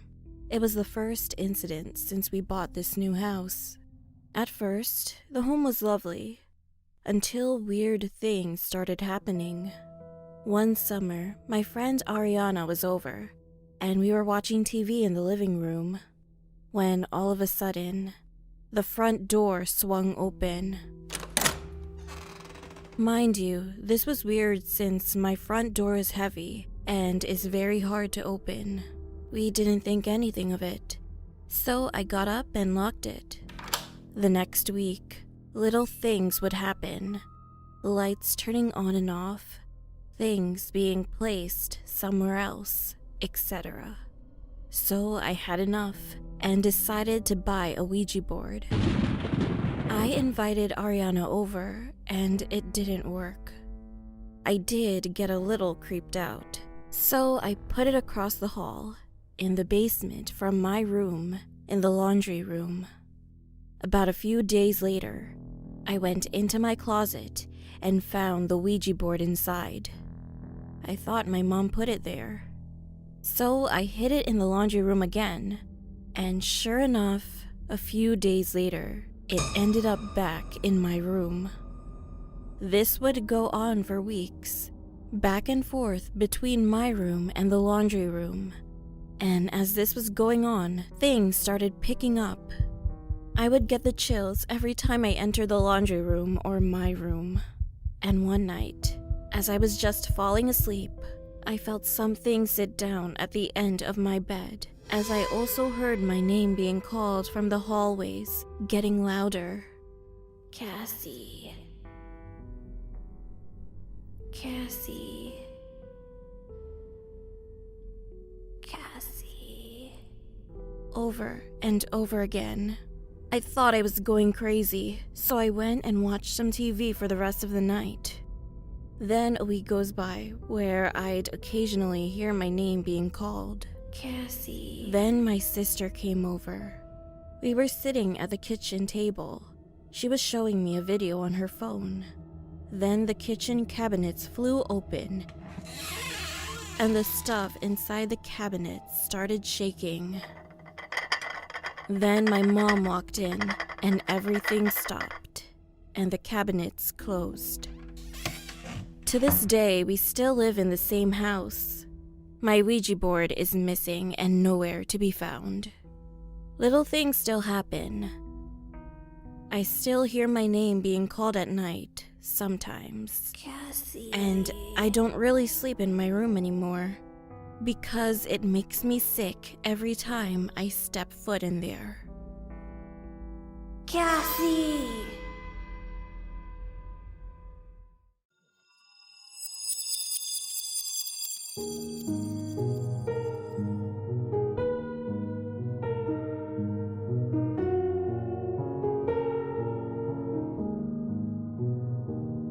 When I was 19 years old, I lived with my Tito Berto in San Pablo, a rural town in Batanes, located in the Luzon region. My parents were on a business trip and had decided that I should spend time with my Tito Berto over the summer.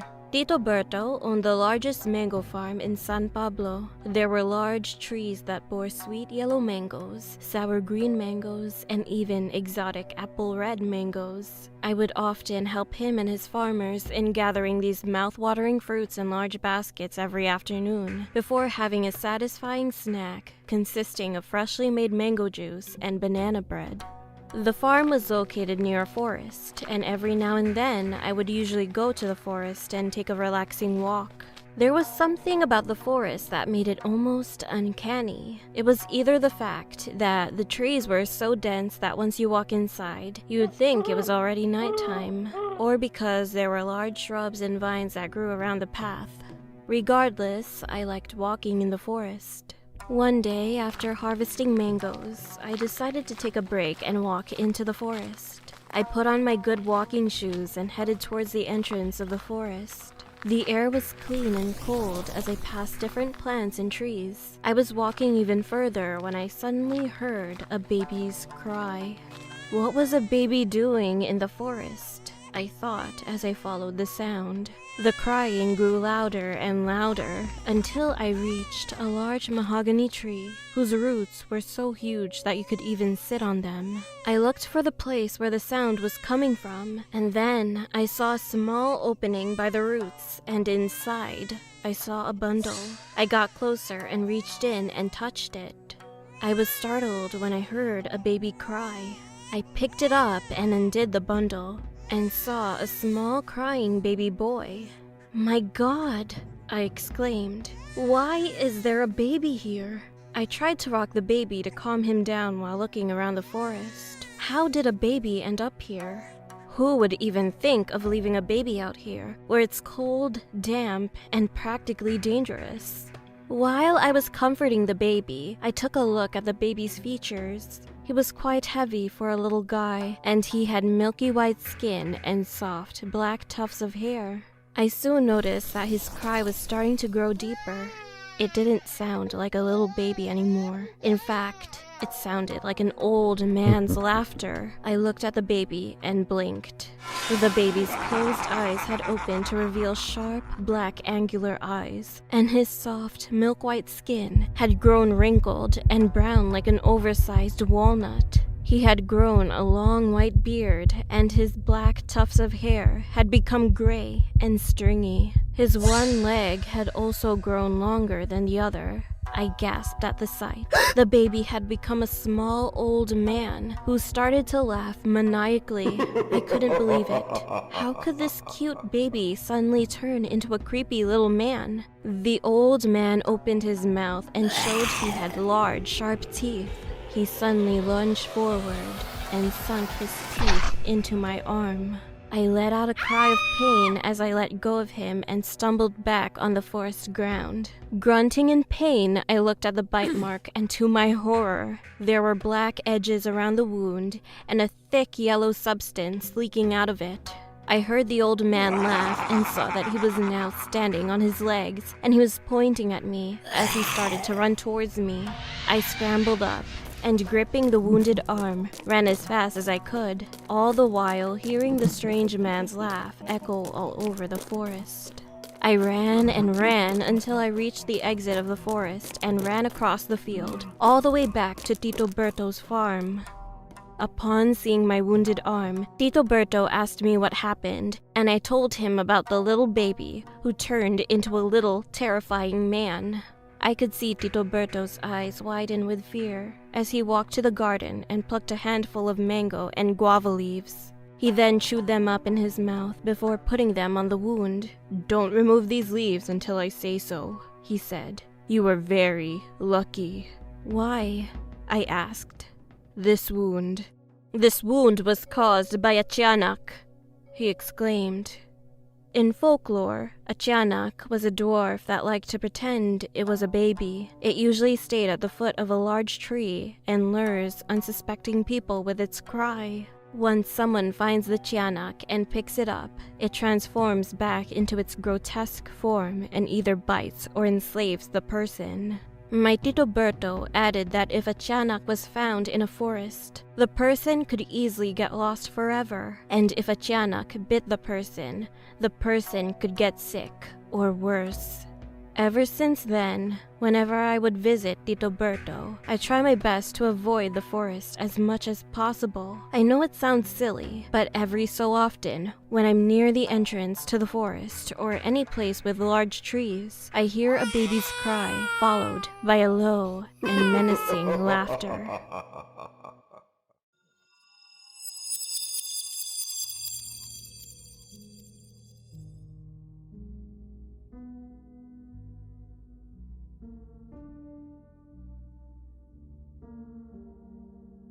Being a gamer, it wasn't strange for me to stay up all night in front of my computer killing zombies or reading fanfiction. And this is what I did every night, thanks to my snacks, energy drinks, and my faithful gaming setup. But one day, I got bored of all of this. It became sort of like a routine. I tried to go to sleep, but of course I couldn't. So I had to find something to keep me entertained. Well, if the internet and the video games couldn't do that, why not explore the deep web? I started browsing different websites and nothing seemed to appeal to me until I saw something that looked like an ad. Stay up the longest and win $5,000. Really? I thought. That money might as well be mine. I clicked on the ad, and it redirected me to a simple website consisting of a chat room. I just had to create a username, and I was in the race to win $5,000. The camera and the microphone had to be activated throughout the entire duration of the contest, and there were no bathroom breaks. Seemed simple enough. As I waited for the competition to start, I surrounded myself with energy drinks, some empty bottles for you-know-what, and snacks. I could also access the webcam of the other participants, and they could do the same with mine. For the next couple of days, I started to rewatch some shows I loved to pass the time, and everything was great. A few of the participants left the competition in silence, though. Being bored, I started to click on the other webcams so I could check out my competition. After some browsing, I saw someone who was about to fall asleep in the chair, so I decided to wait. Not long after, he did just that, and I thought to myself, another one bites the dust, as I chuckled before taking a sip of Red Bull. But just before I went back to my show, the guy woke up and started to hold his chest with both hands. He screamed in another language, but I could clearly see he was in pain. I continued watching, and blood started to come out of his eyes. It was horrific. A few more screams, and his head fell on his desk, before his webcam disconnected. What happened? I asked myself. What the fuck is this? I started to switch between webcams, and more people died right before my eyes. One after another, having seizures and screaming before their final scream indicated their death. I screamed and tried to call somebody, but my phone wasn't working. It had no reception. Another day passed, and there were still 3 people in the race. Not for the money, but for life. And soon, there was just me and another guy who didn't speak English. I tried to talk to him, but it was useless. We were both looking at each other and waiting. My head started to feel as heavy as a chair. I could barely keep it up. I drank another can of Red Bull, and that seemed to help a little. But I was dehydrated and felt overall like I was just about to pass out. Luckily for me, the other guy just fell off his chair, and the next thing I heard was a scream that seemed to come from the depths of hell. The webcam went dark, and a robotic voice started talking to me. "Congratulations, you won. Good luck next week." "Next week?" I asked, but I didn't get a response. At the bottom of the page, I could see in fine print that every winner will have to participate every week for the next 2 months. Before I could do anything or react in any way, I passed out from the exhaustion. See you next week. The house I grew up in, I believe, was haunted. If you were to ask anyone who had been there, they'd have some story about seeing shadows at the corner of their eye, objects inexplicably moving, or voices. I've had my fair share of paranormal experiences, and there's only been one instance where I've actually seen a ghost. I was about 12 or 13 years old when this happened. My mom, my cousin, and I stayed up really late one night watching movies. Eventually, we all passed out while watching the movie, and we ended up falling asleep with the TV left on. I woke up very early that morning, and I checked the digital alarm clock that my mom had set right next to her bed. I vividly remember seeing the time, and it was just a few minutes before 6 in the morning, which was true because the sun had just come up around this time. After I checked the clock, looked outside the window, and saw that the sun had just come up, I turned my head while still lying in bed, and I saw this little girl staring at me.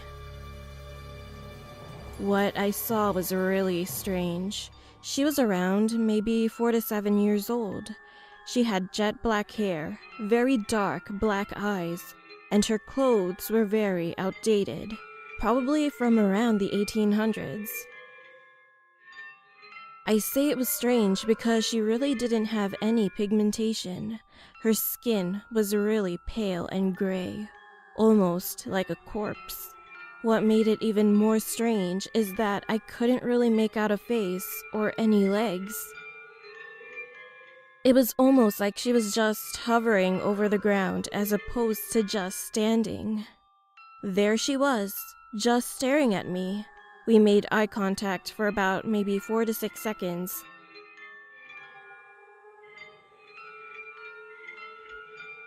Then suddenly, she just vanished. Surprisingly, I wasn't all that scared. I think I was definitely more confused or put off by what I just witnessed. Immediately after that, I just went back to sleep. Till this very day, I enjoy telling this story to all of my friends and family, and thought I'd share it here. I know not everyone believes in spirits or ghosts, but I have no idea or have no explanation as to what happened that morning. So I'm sticking with ghost until proven otherwise.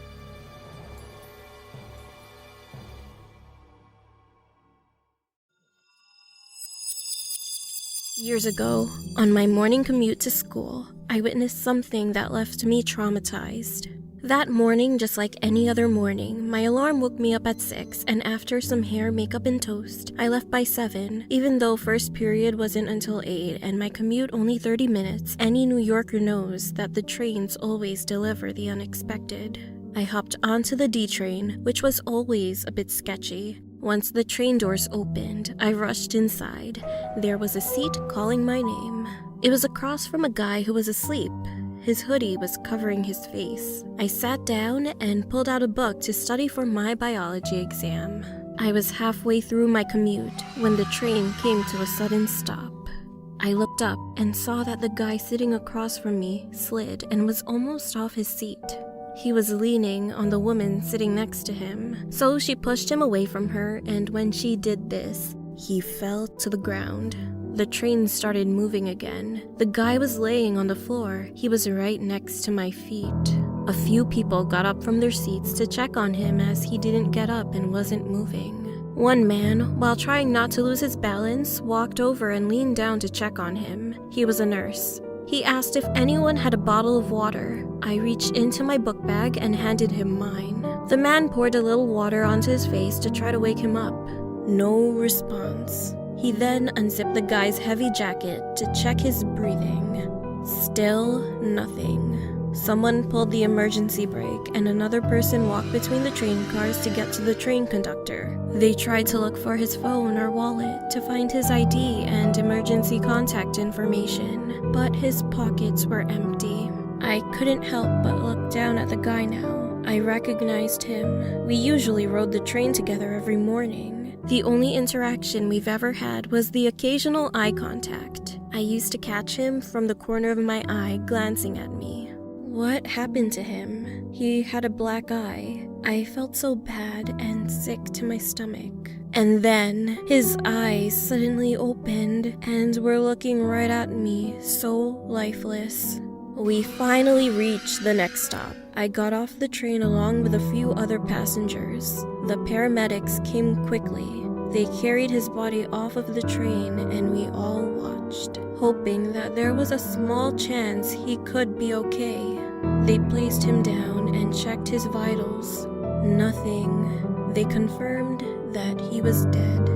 I was late for school already, so I called my dad. He told me to calm down and that I could take the day off from school if I wanted. A few days later, I found a short article about the train incident along with the guy's name. I looked him up on Facebook and found his profile. His mom posted on his page saying that he died of a drug overdose. He also got into a fight with a few teenagers the night before, and they jumped and mugged him. Afterward, the teenagers placed him inside one of the empty train cars and left. It was past midnight on a weekday, so no one saw. For the rest of the year, my morning commutes weren't the same. I was traumatized. That was the first dead body I saw.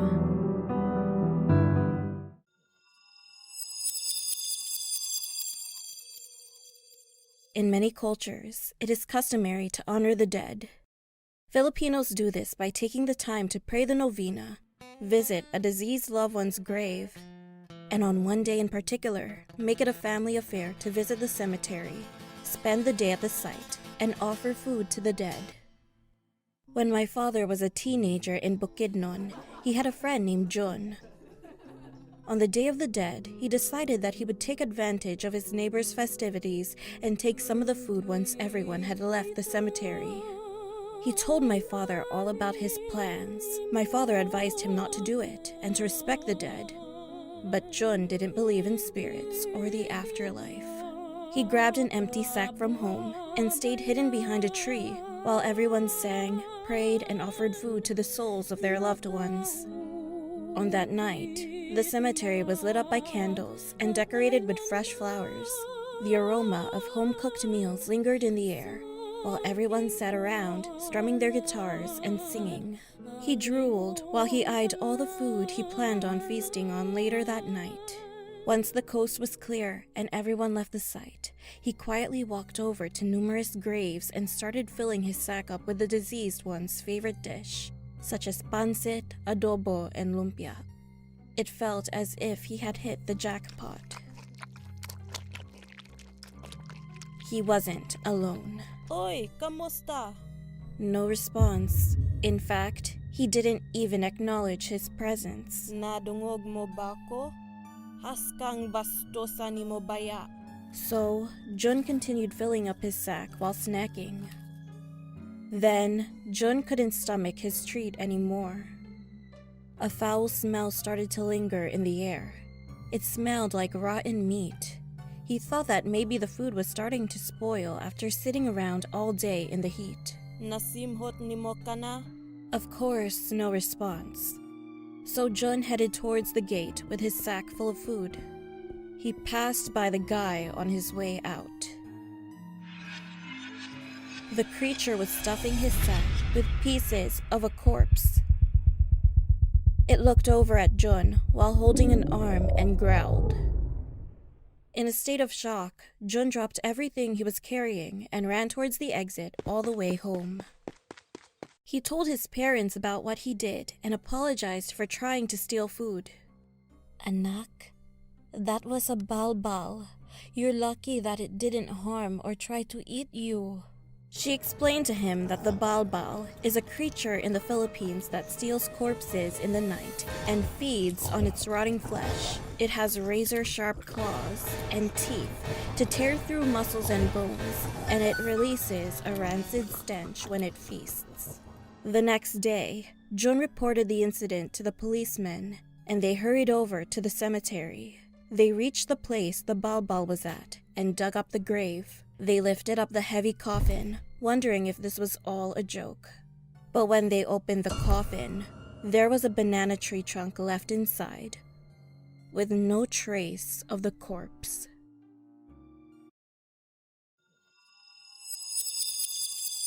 When I was younger, my mom told me the story of her relative's possession. This happened in the Philippines, and my mother witnessed this in person. This woman was a cousin from my lolo or grandfather's side of the family. My mom wasn't close to her, but my lolo insisted that she help out during her possession. She was experiencing toothaches, and during this time, seeing a doctor was very expensive. So, out of desperation, she settled for a visiting faith healer who gave her herbal medicine that she concocted herself. She was instructed to take it after her meals. For those who are unaware of the practice of faith healers, they are religious, Christian healers who use the power of prayer to evoke divine intervention in the physical or spiritual healing of those who are sick. She followed the faith healer's instructions and took a pill that night. Shortly after, she got really sick. No one could explain it, but after seeing the faith healer, she changed and something otherworldly took over her body and soul. She was possessed by something full of malice. She would curse and say very hurtful things to her family members. Her children were scared to go near her. She tried to go back to the faith healer, and everyone in town tried to locate her, but she was long gone. Everyone knew that the faith healer wasn't working under light and Christian faith, but out of darkness and the devil. They were going to accuse her of being a witch. Everyone knew that she was cursed and told her to get rid of the pills, but it was too late. She was no longer herself. She spoke in tongues and would scratch the walls. They had to tie her up to her bed, and she fought back. She was strong. Her husband and 2 grown sons had to use all their strength to push her down. My mom was a nursing student at the time, so my lolo forced her to help out. He told her to clean her up while she was bedridden, but when my mom tried to give her a sponge bath, she tried to bite her and then laughed. They tried to call the local priest in to see what he could do to save her soul, but he refused to see her. Priests wouldn't go near her because they didn't study exorcism. They feared that the bad spirit would enter their bodies. All her relatives just prayed around her with rosaries led by my lola or grandmother. The prayers helped. Before the bad spirit left her body, my mom said she vomited gallons of blackness. Once the bad spirit left her body, she passed away. Luckily, the bad spirit didn't enter anyone's body afterward. I guess prayers do help. To this day, I am still uncertain about whether or not possessions are real, but I believe my mom. Because of this, I refuse to see a psychic or faith healer. You never know who they are working under, and I don't want to be cursed.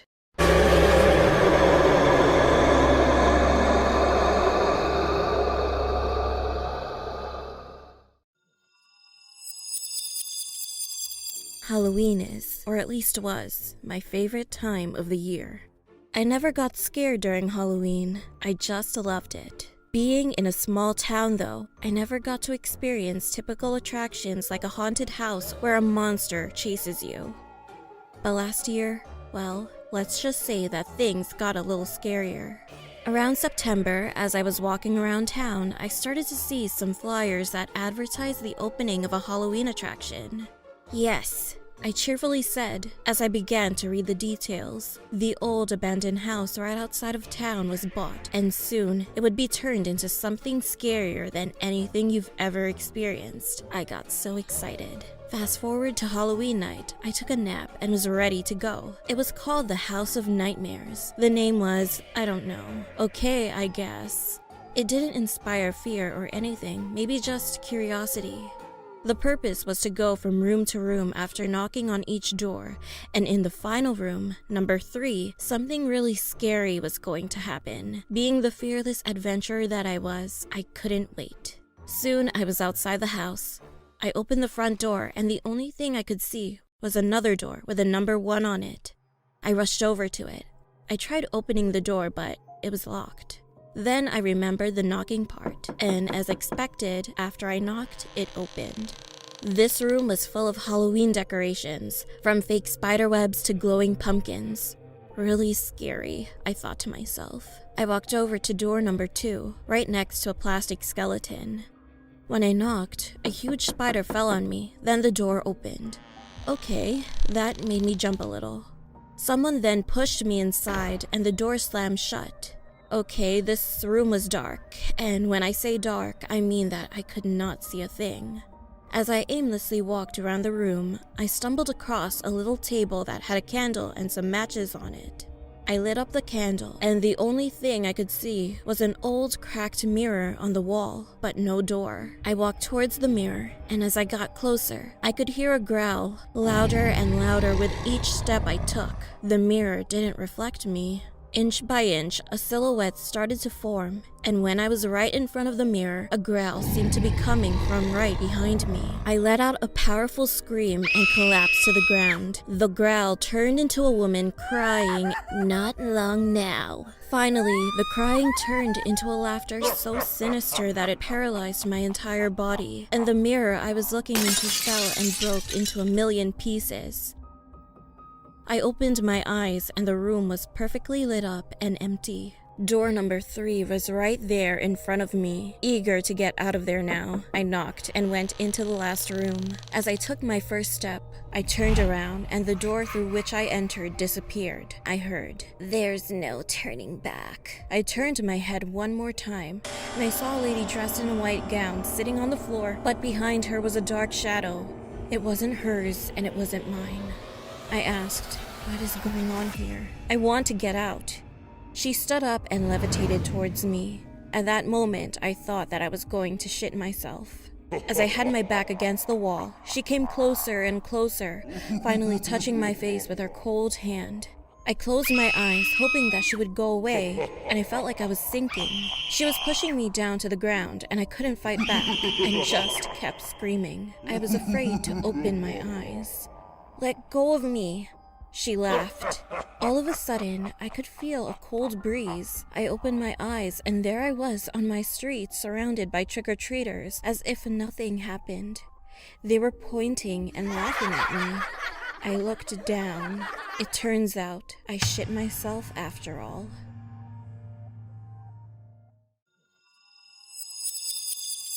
Lennox, my best friend, and I were playing outside on the big school hill when this happened. Pew, pew, pew, pew! Choo, choo, choo! We liked sliding down the hill and fighting on top of it, and yeah, we were kinda stupid. One day, we saw a man who looked kinda old pass by our hill. He had dark brown hair, wore a light blue jacket, had a huge bald spot right on the very top of his head, and a few wrinkles on his face. And yeah, Lennox said hi to the guy for some reason. "Hello." The man just replied with a "hello" in a weird and tricky to understand way. The man then walked away. Lennox and I kept playing until the same guy passed our hill again. Lennox said hi again, and the man replied with the same response. But then he turned around and walked towards a different path. I was creeped out, but Lennox seemed fine, so I told Lennox to go take a peep and see what the man was doing. Lennox walked closer to him and reported back to me. He said that when he looked over at the guy, the man swung his body backwards and looked at Lennox. His hand was waving at him, and with a creepy smile on his face, he once again said, "Hello." Lennox and I ran after him quietly and hid. Lennox went to check if he was gone, and after a few minutes, we saw the man again. We decided to start recording this moment as proof for my mom. When I was recording, Lennox said to the man, "Hello, where are you going?" And the man replied, "I'm going home now." Then he took a path nobody ever took. Without hesitation, we followed him. Along the way, we saw light blue flashes right before our very eyes, and it looked like he was Sonic for some reason. Then he continued down the path. When we followed him, he was gone, so we headed back to the hill. It was getting dark and Lennox grabbed a stick, aimed it at the wall, and said, "If this man is a serial killer, this stick will break." He flung the stick at a house, and it broke. We ran to Lennox's house and told his mother everything. Then I was left all alone and had to walk to my house in the scary darkness. Thankfully, nothing happened. When I was at Lennox's house, his dad told me that near Farm Foods in Bolton, there was a kidnapper on the loose. We were thinking that that guy was him. Farm Foods was close to our school, so it must have been him. But we don't know to this day. Lennox and I are still searching for him to get evidence. Lennox has his weapon ready, a stick.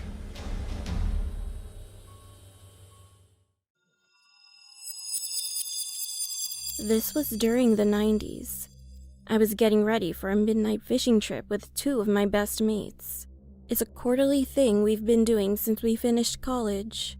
We all agreed to meet at the docks at 11:30 p.m. As usual, we were going to take my dad's old dingy little boat. It was a new moon night, so it was pretty dark. We have a legend in our town that every new moon, creatures from the dark would come out from the abyss of the night. Kyle, who is somewhat superstitious, didn't like the fact that our trip fell on the night of a new moon. But since Nate and I insisted, he agreed to come along. I arrived at the docks a bit early, but Nate was already there waiting for us. We chatted until Kyle showed up. When he finally arrived, he seemed a bit off. He was quite pale and was fidgety and sweaty. On top of that, he said he forgot his fishing gear and insisted that he would just help us out then. When we finally set out for the night, he wouldn't leave my side. He was so close that I could smell the stench of his sweat and hear his raspy breaths. I got annoyed at one point and moved away from him, but he still followed me. Nate tried to get him off my back by calling him over a few times, but he just shook his head and just sat next to me. We've been fishing for quite some time now, in an unsettling silence. Dawn would be breaking in a few minutes, when suddenly, Kyle spoke up in a raspy voice. "Remember how the legend goes?" I looked at him, puzzled as he continued, that the creatures from the dark would come out on a new moon and hide at the first light of dawn. Just as he said it, there was a loud, unworldly screech. I looked up to see Nate jump on all fours, his face and body cracking and distorting into something straight from your nightmares. The creature screeched at us one more time before diving into the ocean and disappearing just as the sun started to peek from the horizon. I just sat there, frozen, unable to say anything. When Kyle finally spoke up, "I tried calling your place, but you've already left. I was supposed to pick up Nate on my way. When I went to his place, he seemed to have gotten into a minor freak accident. Fell off a ladder, he said, and dislocated his shoulder. He asked us to postpone the trip. I came down to the docks to tell you that."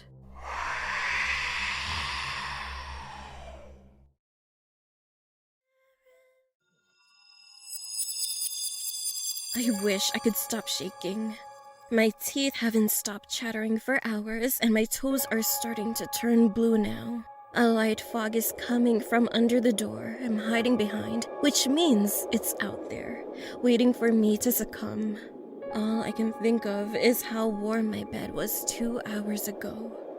I remember coming home from work, another miserable day, and taking a blisteringly hot shower. The hotter it is, the easier the grime comes off. After emerging from a steamy bathroom clean and ready for bed, I locked the house up tight and got comfy in my queen mattress. Just as I was ready to start the office, a draft of cold air came down the hall and into my bedroom. Annoyed and lethargic, I reluctantly got out of bed only to find the window at the top of the stairs wide open. Immediately, I slammed the window shut, locked it, and withdrew to the bedroom to get a weapon. Obviously, someone had broken in and was now in the house with me. "All right," I yelled. "You've got 30 seconds to get out of here, or my machete will make you get out." As I said that, I noticed that it still felt like there was cold air circulating through the house. I waited, listening for the sounds of the intruder leaving, then began to search the rooms. Once the second floor had been cleared, I moved to the stairs to check out the ground floor. Approaching the stairs, I saw a pair of frosty footprints leaving down the stairs. "Stupid asshole," I mumbled as I followed the trail towards my kitchen. As I drew closer, the draft grew stronger and colder. "This is your last chance to get out of here!" I exclaimed nervously. I waited for any response, only to receive silence and a chill up my spine. I slowly pushed the door open, only to be hit with a freezing fog that knocked me back and disoriented me. The fall sent the machete sliding to the other end of the hallway. Then, a sound like cracking ice began to move towards me, growing louder and louder. It was slow and heavy, crunching, like heavy boots trekking through virgin frost. To my horror, the kitchen door began to slowly open and pour the icy fog into the hall with me. I jumped up and ran into the coat closet next to me. There was no lock on the inside, so I tied a jacket around the knob to get a better hold on the door. With legs locked against the frame, I prepared to hold on for my life. The crunching came closer and closer as the cold fog began to sneak under the door. When the noise stopped, I braced for the tug-of-war. But the struggle never came. The being simply stopped and waited on the other side of the door. Now I wait, praying for a miracle, but expecting to soon slip into the freezing darkness that surrounds me.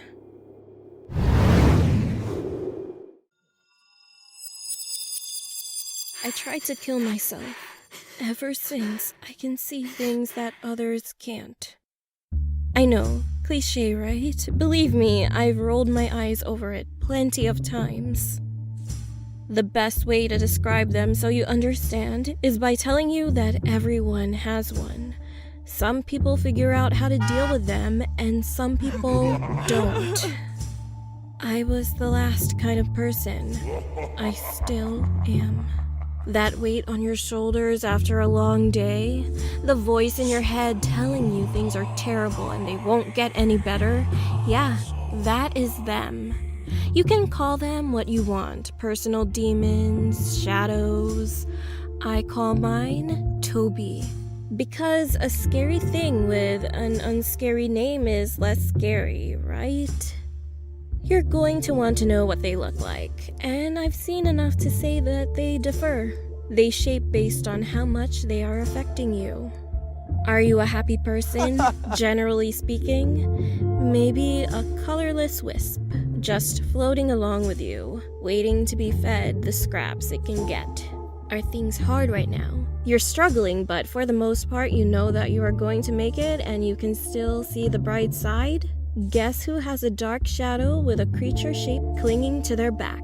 When they're more solid and hanging on your shoulders so they can whisper in your ear, you're really having a tough time. And when they walk along behind you, fully solid and in your shape, mimicking your movements, I'm sorry. I hate to see those. I hate to see people with sad smiles faking their way through the day while the darkness behind them is, I don't know, mocking them with its f***ed-up mimicry. I wish I could help everyone, but I can only see them. I've tried to talk to their creatures like I do with Toby, but they can't seem to hear me. I mean, you can tell a person that things will get better and not listen to what their creatures are telling them, but you'll get some crazy looks. Now, I don't know exactly what these creatures want or why they manipulate us, but they are feeding off our negativity, and honestly, they seem to really enjoy when we are cruel to each other on top of hating ourselves. I can't quite figure out what the end game is. To make us kill ourselves? Do they get to move on, or do they just find someone else to bother? Toby was sure pissed off that I kept on breathing, but he wouldn't tell me why he wants me to die. Just spouted off some nonsense about how I wasn't supposed to come back. It was my turn, whatever the hell that meant. And yeah, I know, I should work on myself so Toby gets weaker, but I'd rather be miserable and spite him by not killing myself. I may be depressed, but Toby is trapped, and that's a perk. I guess if anyone does believe me, stop listening to them and try not to be so negative.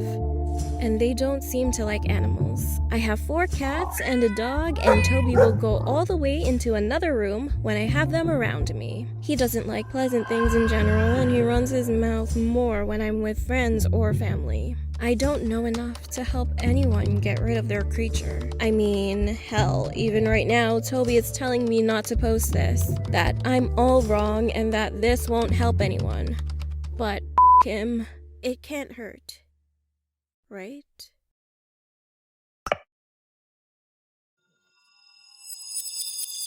I went to college in a small town and lived in a dormitory freshman year. It was rumored to be haunted, but I didn't believe it at first. It was said the dormitory used to house only female students, and one of the girls who lived there fell in love with a professor, entered a relationship with him, and got pregnant. When the rumor spread, everyone judged and was mean to her. She was also going to be expelled, and the professor would be fired. The professor broke up with her. She felt like she had ruined her life and didn't have support from family or friends. So she went up to the 4th floor of the dormitory and hung herself.